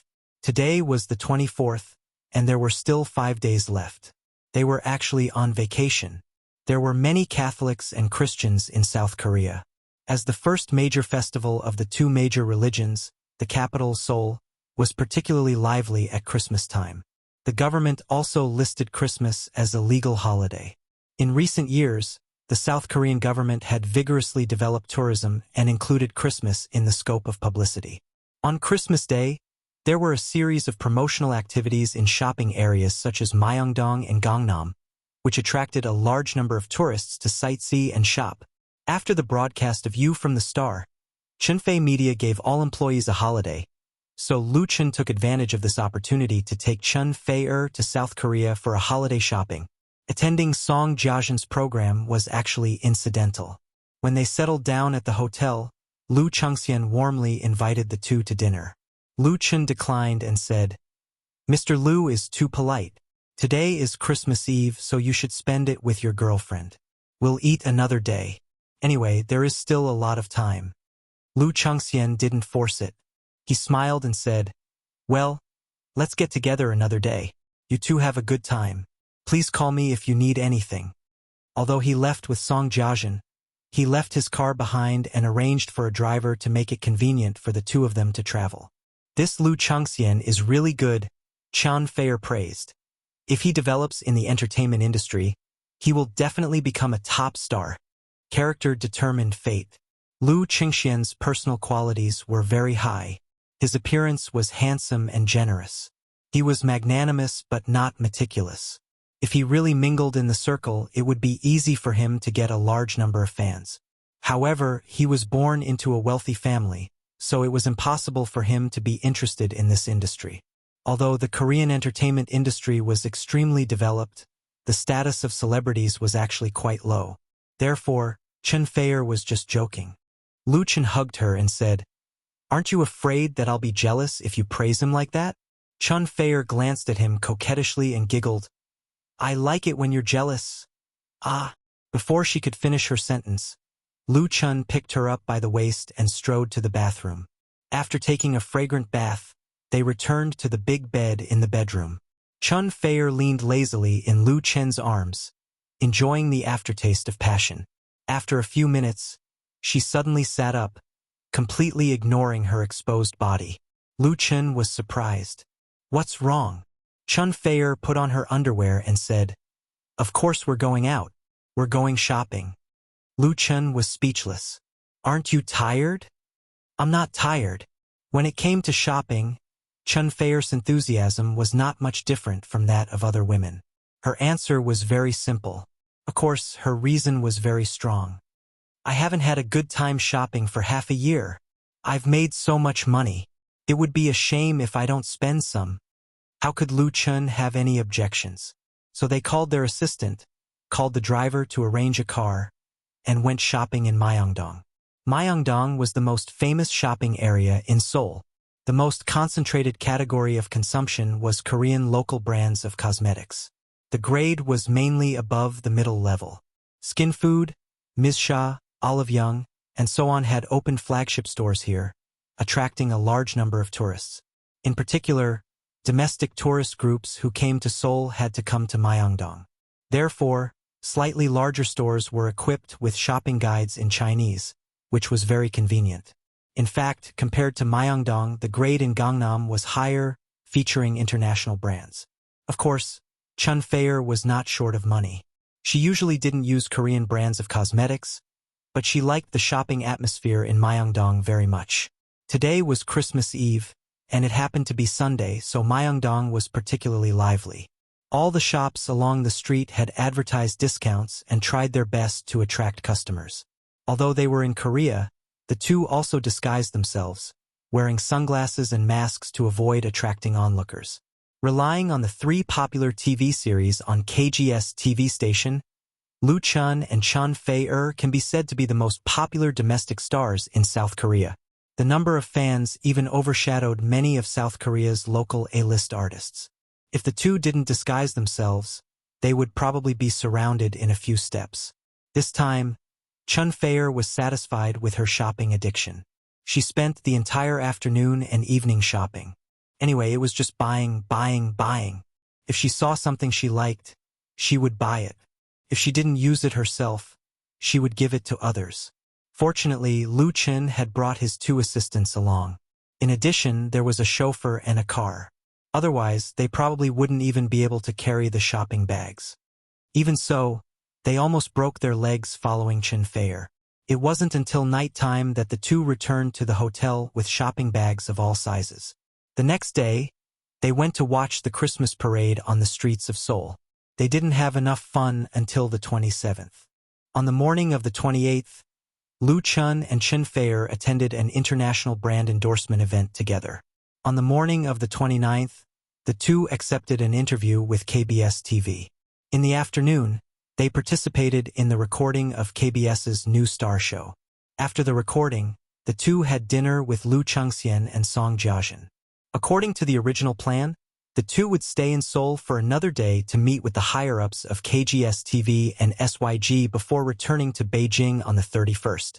However, unexpectedly, on the night of the 29th, which was the day Lu Chen finished recording the new star show, Li Zhiqing, a Korean Taekwondo master with a 9-dan black belt and 2 Olympic gold medals, sent him a challenge on his FLO account, which had more than 10 million fans. Li Zhiqing was a household name in Korea. After winning his first Olympic gold medal, he was regarded as a hero by many Koreans. He was extremely popular in Korea. Therefore, when his challenge was posted, it immediately caused a huge sensation. It quickly became the hottest topic on the internet and attracted the attention of the Korean media. Chapter 765. Taekwondo originated from the Korean peninsula. It evolved from Taekwondo and Warangdo during the Three Kingdoms period. It was a popular martial art in Korea. Before the last century, there was no Taekwondo in Korea. Korean martial arts were mainly karate, tanghand, and a small number of folk Taekwondo. During the Japanese occupation, a large number of young Korean students went to Japan to study and received systematic karate training from the Matsuro dojo. After returning home, they began to establish dojos to teach students. After the defeat of Japan, Korea gained national independence, and a large number of karate and tang art dojos emerged. In the early days, Korean karate practitioners combined the traditional national martial arts of Taekwondo with karate, calling it tang art. The earliest Korean dojos appeared, and they were later known as the Nine Paths dojos. The name Taekwondo was created in 1955 by General Choi Hongshi of Korea. He studied karate in Japan and played a vital role in the establishment, inheritance, and development of Taekwondo. Li Ziqing was one of Choi Hongshi's proudest disciples. Li Ziqing began learning Taekwondo at the age of 5. He won the national championship at the age of 17. At the age of 21, he participated in the Olympic Games and won the gold medal in the 68 kilograms category. 4 years later, he successfully defended his title. His contribution to Taekwondo was not only the 2 Olympic gold medals, but also the creation of a new school outside of the Nine Paths dojos. The dojos he established were not inferior to the Nine Paths dojos in terms of strength and influence. They were even more famous among young Koreans. Li Ziqing not only inherited Taekwondo, but also had his own unique innovation. The school he created absorbed the essence of martial arts such as kickboxing, grappling, sanda, and so on.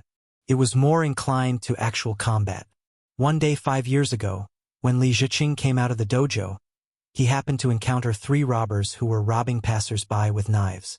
He rushed forward with his bare hands and knocked down all the tall and strong robbers in just 10 seconds.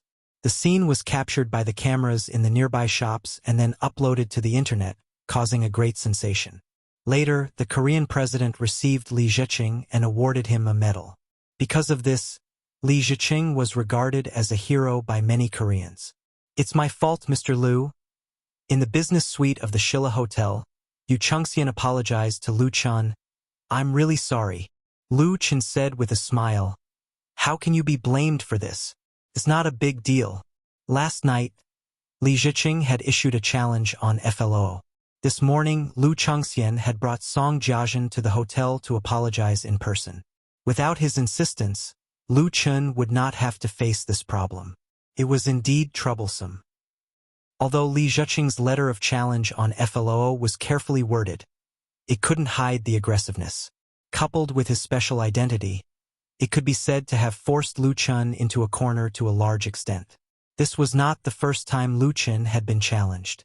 After the UD-725 flight incident, as well as the video of Liu Chun demonstrating the motion capture system at Blue Sky Studio, Chinese Kung Fu became famous all over the world, and Jack Ross, who has won the AFS middleweight gold belt 3 times in a row, challenged him. It was just that Jack Ross's attitude at the time was not very serious, and Liu Chun directly expressed that he was not interested. Therefore, other than a small number of media making a fuss, the so-called challenge was left unresolved. In addition to Jack Ross, there were also many experts in kickboxing and sanda in China who wanted to spar with Liu Chun. Some were purely hyping up, so Liu Chun could not be bothered to respond. But now, Li Ziqing's challenge was extraordinary. First of all, as the challenger, his identity was very special. He was a representative figure of Korean Taekwondo.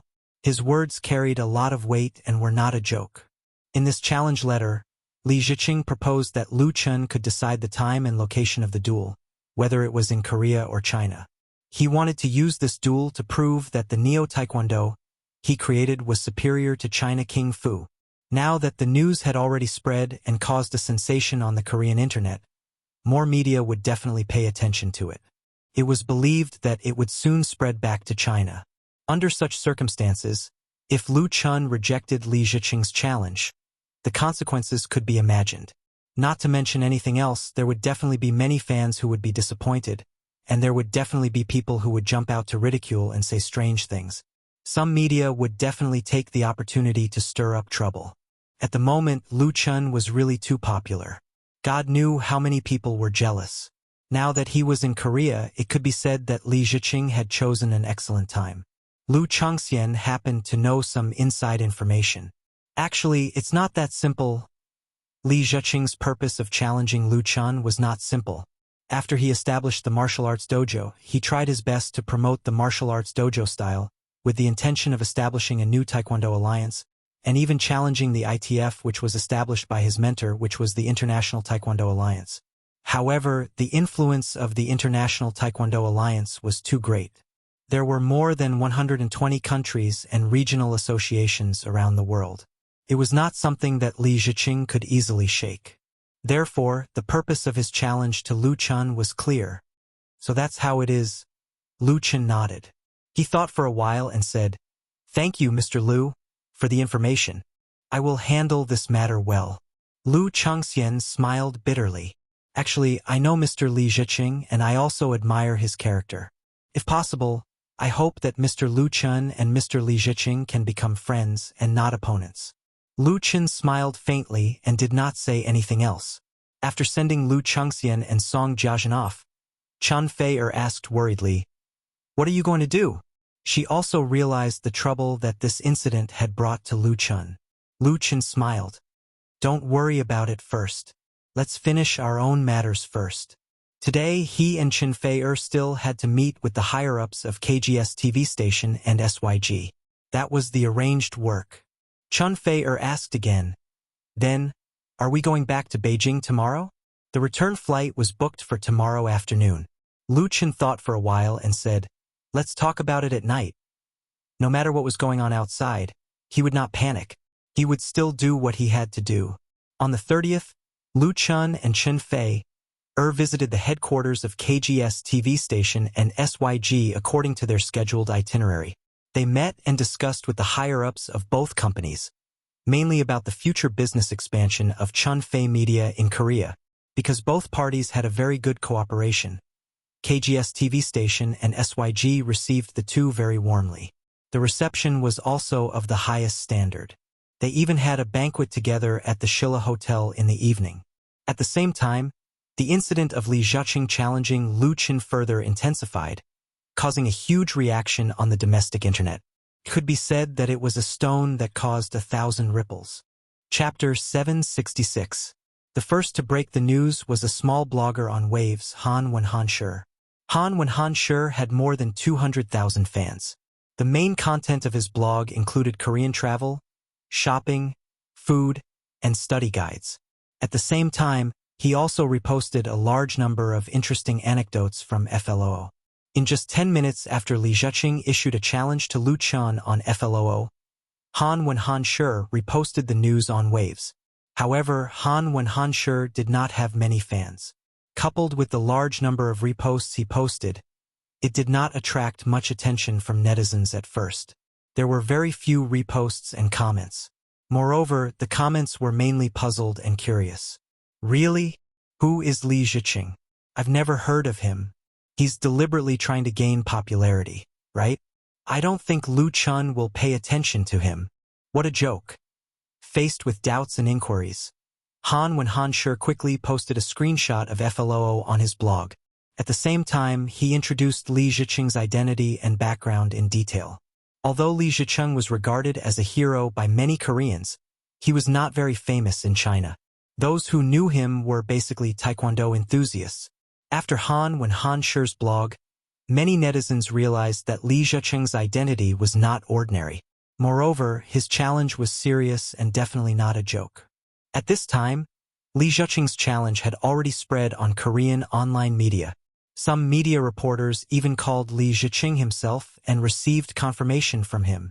Han Wenhan knew that this was a hot topic that could not be missed.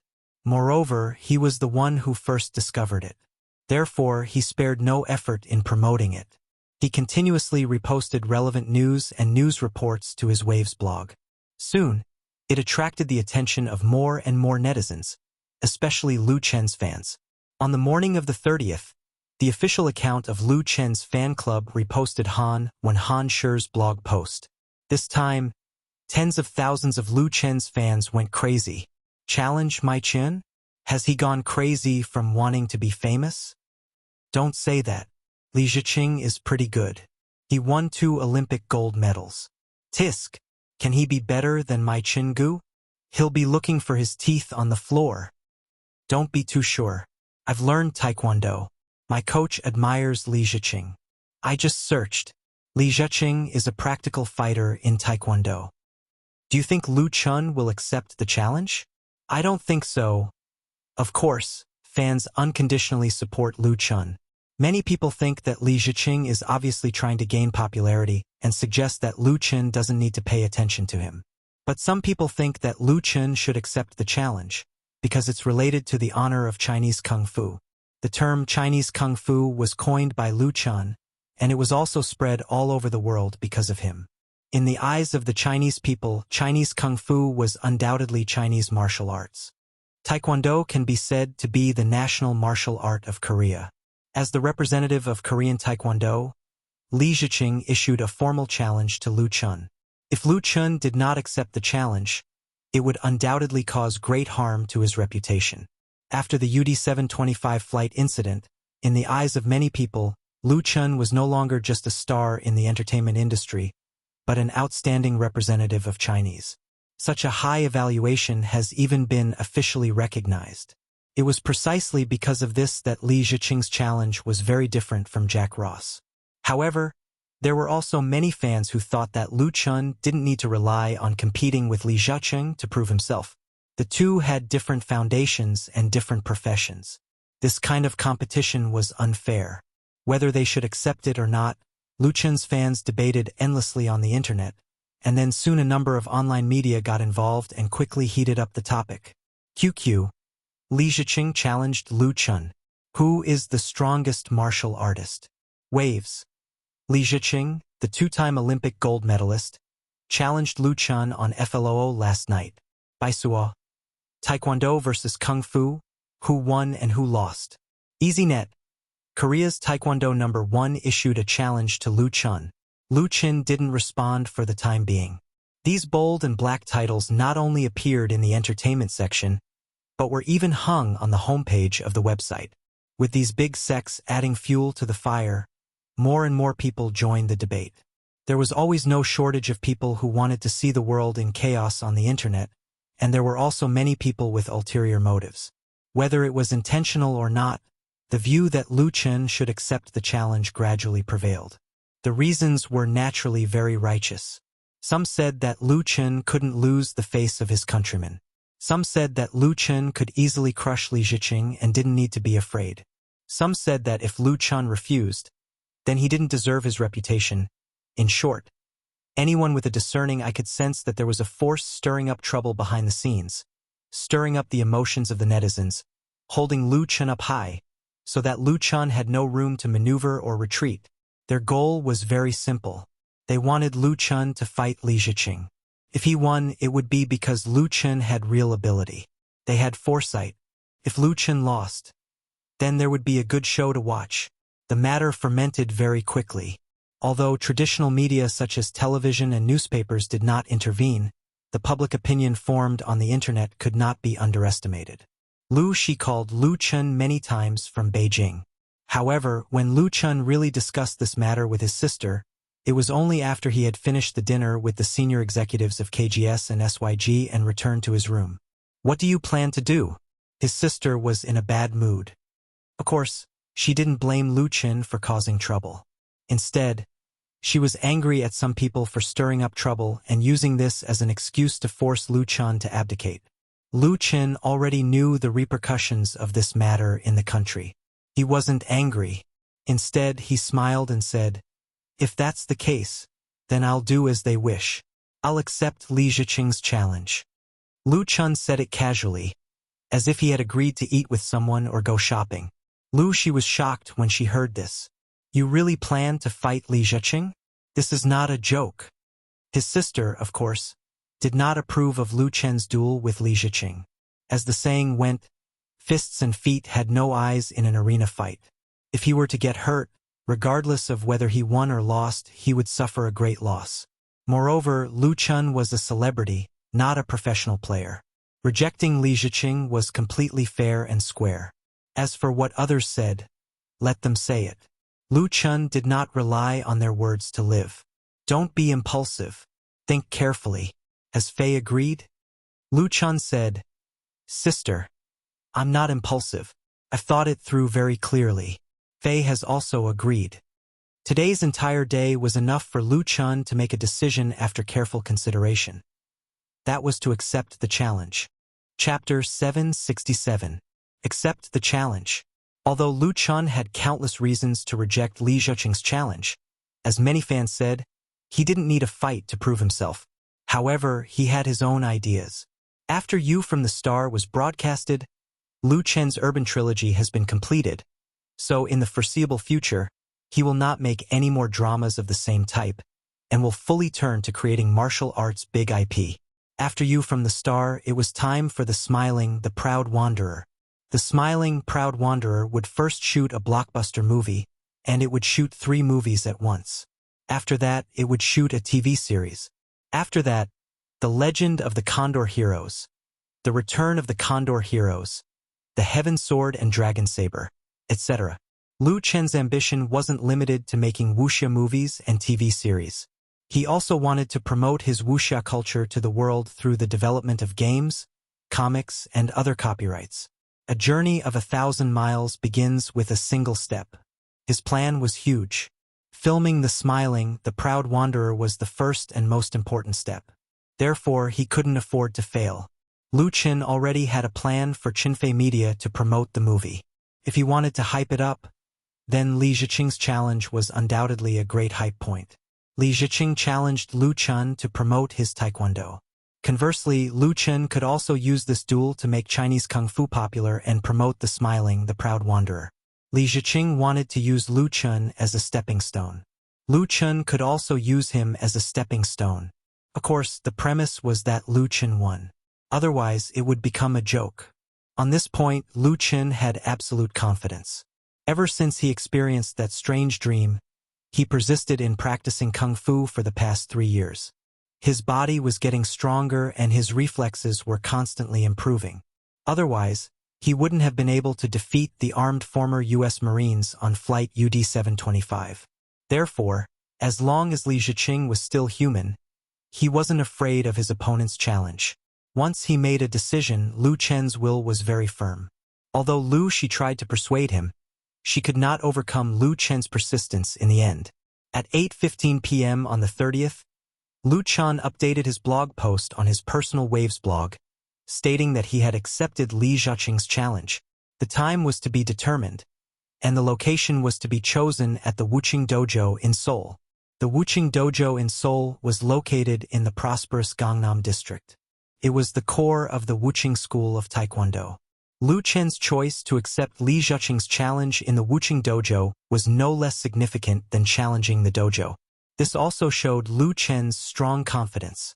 In addition to posting the news on the Waves blog, the same content was also posted on FLOO. Since Lu Chen had been expanding into the Korean market for a long time, he had a verified account on FLOO and had more fans than Li Ziqing. Therefore, when this blog post was published, it immediately caused a sensation on the largest online communities in China and Korea. The domestic fans naturally applauded. My Chen is mighty. Defeat the Korean, Lu Chen. I support you. Defeat Li Ziqing. My Chen will definitely win. Ha ha ha, I knew that Lu Chen would definitely accept the challenge. I was right. Don't say anything else. He's a real man. From now on, I've become a fan. Of course, there were also people who expressed concern.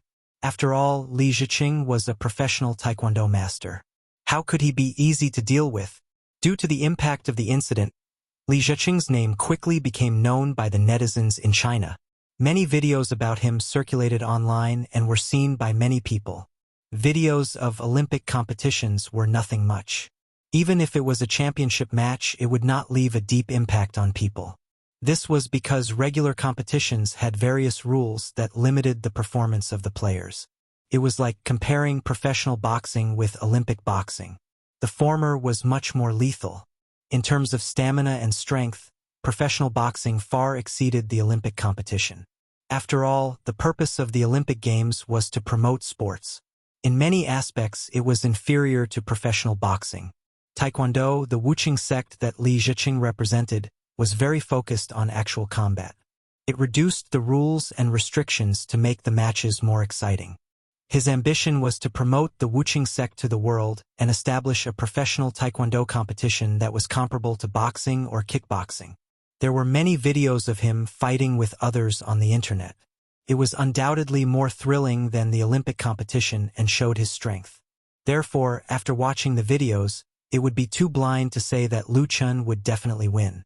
Unlike the domestic fans or passers-by, the Korean netizens were obviously more inclined to their hero.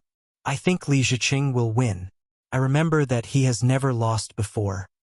I like Lu Chun a lot. The few TV series he filmed are really good, but I also don't think he will win. Choosing to fight Li Ziqing at the Wuqing dojo? Haha, how confident. Or should I say arrogant? These comments were very tactful and polite. Many Korean netizens mocked Lu Chun for overestimating himself, saying that Chinese kung fu was nothing in front of Taekwondo and so on. Some hot-blooded Li Ziqing fans who knew Chinese even went to China's Waves blog and mocked Lu Chun's blog post. Your idol is only worthy of our hero's guidance. This time it was like poking a hornet's nest. The number of Lu Chun's fans on Waves had already exceeded 100 million. Now that he had encountered such a hot topic, how could his fans tolerate a few Korean clowns jumping around in front of them? Therefore, under the leadership of Lu Chun's fan club, countless netizens crossed the Yalu River in high spirits and made their way to Korea's FLOO.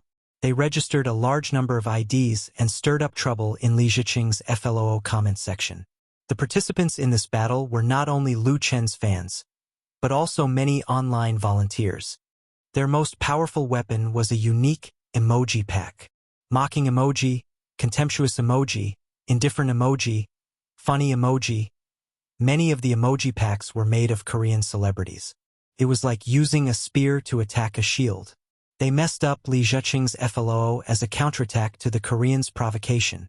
In fact, this was not the first time something like this had happened. In the past, netizens had gone overseas to debate, but the scale could not be compared to this time. Due to the influx of a large number of IDs, coupled with the fact that there were too many comments, it even caused FLOO to crash and could not return to normal for an hour or two. The Koreans, who were caught off guard, were stunned. They had never encountered such a situation before and did not know how to deal with it. The battle between Lu Chun and Li Ziqing had not been finalized, but the netizens of China and Korea had already started an unprecedented battle. Chapter 768. The online war between China and Korea did not last long. Due to the ferocity of the Chinese netizens' attacks, the number of participants was beyond imagination. FLO's website was overwhelmed and had to block IPs from China. Many Korean netizens were unwilling to give up and went to the Waves blog to make a fuss. However, they could not do anything. On the 31st, Lu Chun received Li Ziqing's letter of challenge at the Shilla Hotel. The Taekwondo master had sent his disciple, Pu Yong-jun, to deliver the letter of challenge. Accompanying him was a reporter from Korea's MBC TV station. MBC was the second largest TV station in Korea, and Li Ziqing's intentions were clear. The letter of challenge was written in Chinese, and it was written with a brush. The calligraphy was quite good, and the strokes were vigorous and flamboyant, just like Li Ziqing himself. There was an unconcealable sharpness to it. In the letter of challenge, Li Ziqing said that he would wait for Lu Chun at the Wuqing dojo, and the time would be decided by Lu Chun. Under the two cameras, Lu Chun calmly read the letter of challenge, then said to Li Ziqing's disciple, Pu Yong-jun, "Then let's set it for the morning after tomorrow. I'll be there at 9 o'clock on the 2nd. On the 2nd, Pu Yong-jun was stunned. Li Ziqing's challenge was a very serious matter, and it had caused a lot of commotion. Such a challenge should be treated with great importance. No matter what, it should take a few days to prepare, right? Lu Chen's attitude was too calm, as if he was not preparing for an important duel, but simply having a meal. Pu Yongjun's expression became a little strange as he thought about it. Lu Chen asked, "Mr. Park, is there a problem?" Pu Yongjun came back to his senses and looked deeply at Lu Chen. He shook his head and said, "No problem."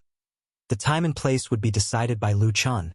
This was promised by Li Ziqing himself, so of course, he could not make the decision on his own. However, he could not help but add, "Mr. Lu, do you really not need to prepare?" Pu Yongjun's Chinese was pretty good, and his pronunciation was perfect. That was why Li Ziqing sent him to represent Lu Chen and deliver the letter of challenge. Lu Chen smiled and said, "I think 1 day of preparation time is enough." Pu Yongjun couldn't help but feel angry in his heart. If it weren't for the TV reporters following him and the reputation of his mentor, he would definitely teach Lu Chen a lesson first. He had seen arrogant people, but he had never seen someone this arrogant. Pu Yongjun didn't think that Lu Chen was Li Ziqing's opponent.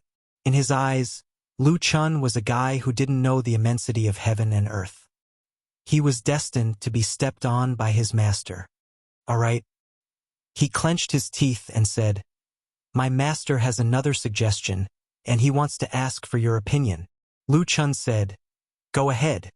Pu Yongjun calmed down and said, "My master hopes that MBC TV station will broadcast this match live.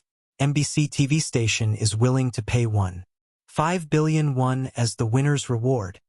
He hoped to see a shocked look on Lu Chen's face. He believed that it would definitely be beyond Lu Chen's expectation.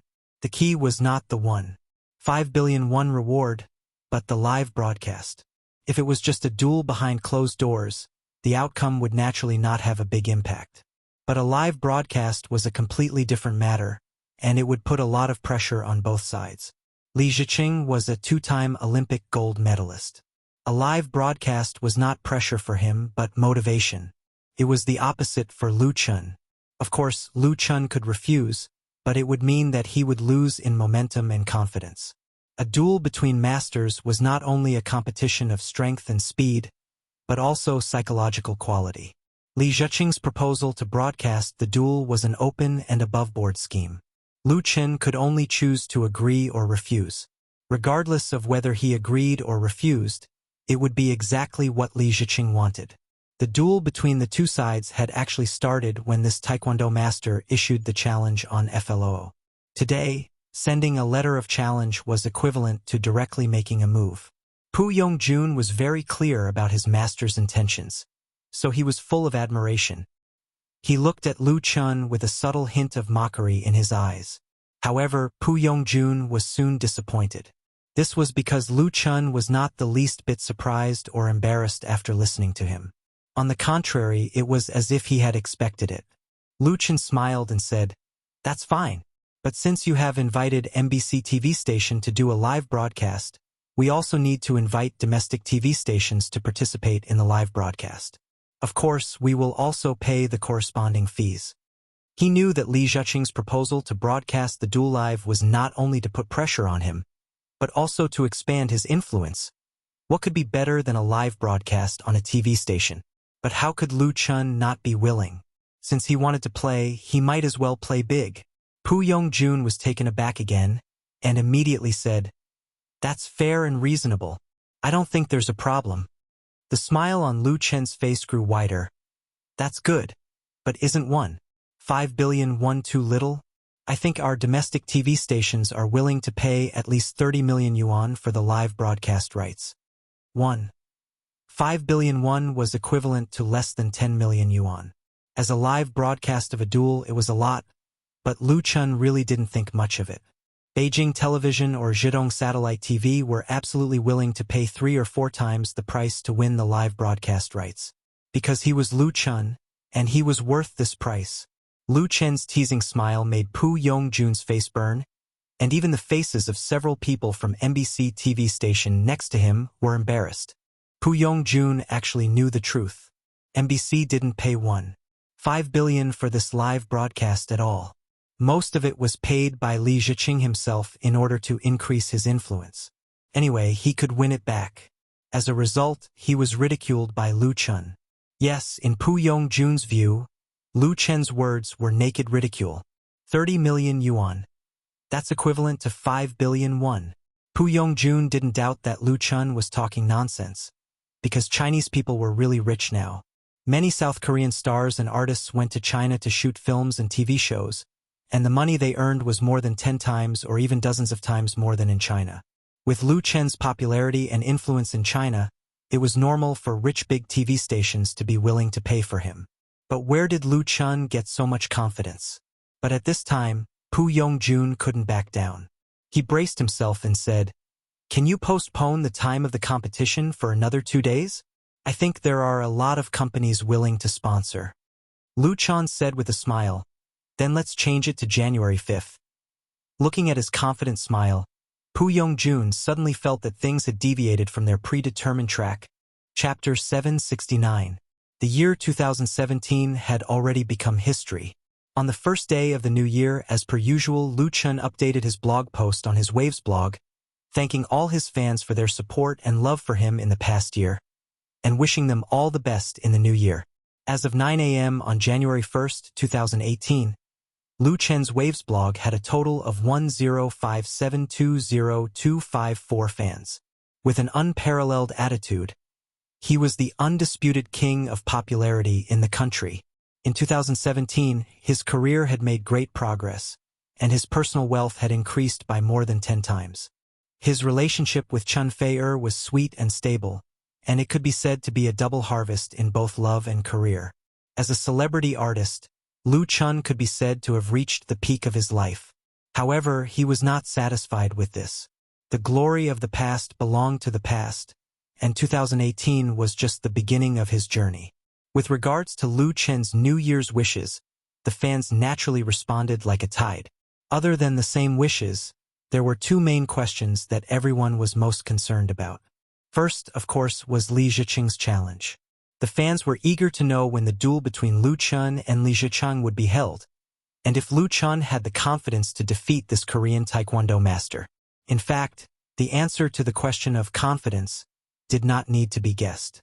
If Lu Chen did not have the confidence, why would he accept Li Ziqing's challenge? Everyone simply wanted to hear Lu Chen's most resolute answer, so that the fans would have more confidence. Of course, Lu Chen would not let his fans down, and he replied to everyone's questions immediately. This duel that had caused a sensation in both China and Korea, if everything went smoothly, would be held on January 5th. At that time, it would be broadcasted live by domestic television stations and online media, so that everyone could watch. As for confidence, he was confident that he would win. The second thing that the fans were concerned about was whether Lu Chen and Chun Fei-er's relationship would bear fruit in 2018. The fans had good reason to be concerned. Just yesterday, December 31st, the famous actor Yang Han had announced that he had amicably broken up with his girlfriend of 7 years, Xiao Li. The news quickly made its way to the top of the search rankings. Yang Han and Xiao Li were classmates at Beijing Film Academy. The two of them had starred in many films and TV series together. They were lovers in the movies, but they were also lovers outside of it. Who knew how many times they had flaunted their love and displayed their affection on their blogs? Speaking of couples in the entertainment industry, if there was a ranking list, Lu Chen and Chun Fei-er would definitely be number 1, while Yang Han and Xiao Li would at least be in the top 3. Who knew how many single people would be envious of them? However, this talented and beautiful couple suddenly announced their breakup without any warning. Soon after, someone exposed the inside story of the two's relationship problems, which inevitably made people sigh deeply. In the entertainment industry, it was all too common for men and women to break up and get back together. Some fell in love, some cheated, some cheated. It wouldn't be an exaggeration to say that it was filthy. In such an industry, Lu Chen and Chun Fei-er's relationship was undoubtedly a clean stream. The fans definitely didn't want to see their favorite idol, the best couple in their hearts, have a problem. Therefore, they very much hoped that their relationship would bear fruit in the new year. In this regard, Lu Chen's answer was very simple. Please wait and see. And when Lu Chen interacted with his fans on his blog, the domestic TV media and online media circle exploded. Li Ziqing's challenge to Lu Chen had caused a huge commotion. It was currently the hottest topic on the internet, with a huge number of people paying attention to it. It was the real focus of the news. Now that Lu Chun said that this highly anticipated match would be broadcasted live by domestic television and online media, the question was, which television station and online media would broadcast it live? There was no news at all. Such a big news and hot topic, the unit that got the live broadcast right must have shouted it all over the world, and 100% would not hide it. Otherwise, how could it attract rich advertisers? It must be known that the time of the duel was January 5th, and there were only a few days left. So the only answer was that no television station or online platform had obtained the live broadcast right at present, and according to the past practice, such a live broadcast could only be given to one television station and one online platform. Quick hands get it, slow hands get nothing. The quickest to react was Beijing Television. Relying on the good cooperative relationship between the two sides and the geographical advantage, Beijing Television's deputy director Chun Chi took people directly to the headquarters of Chun Fei Media and bet on Lu Shi's door. Relying on the pull of you from the star, Beijing Television's advertising income last year doubled. Deputy Director Chun, who strongly advocated for the premier broadcast right of you from the star, could be said to be in limitless glory and was likely to enter CCTV to take up a new post this year. He had tasted a big sweetness, so how could he miss this opportunity and take the lead in fighting for the live broadcast right? Zhedong Satellite TV's reaction was a little slow, but the phone was quickly called Lu Shi's mobile phone. Not only the two major satellite TV stations in Beijing and Zhedong, Shonan TV was also interested in getting involved, and other satellite TV stations were also unwilling to be left out. They also sent people to the door or called to inquire.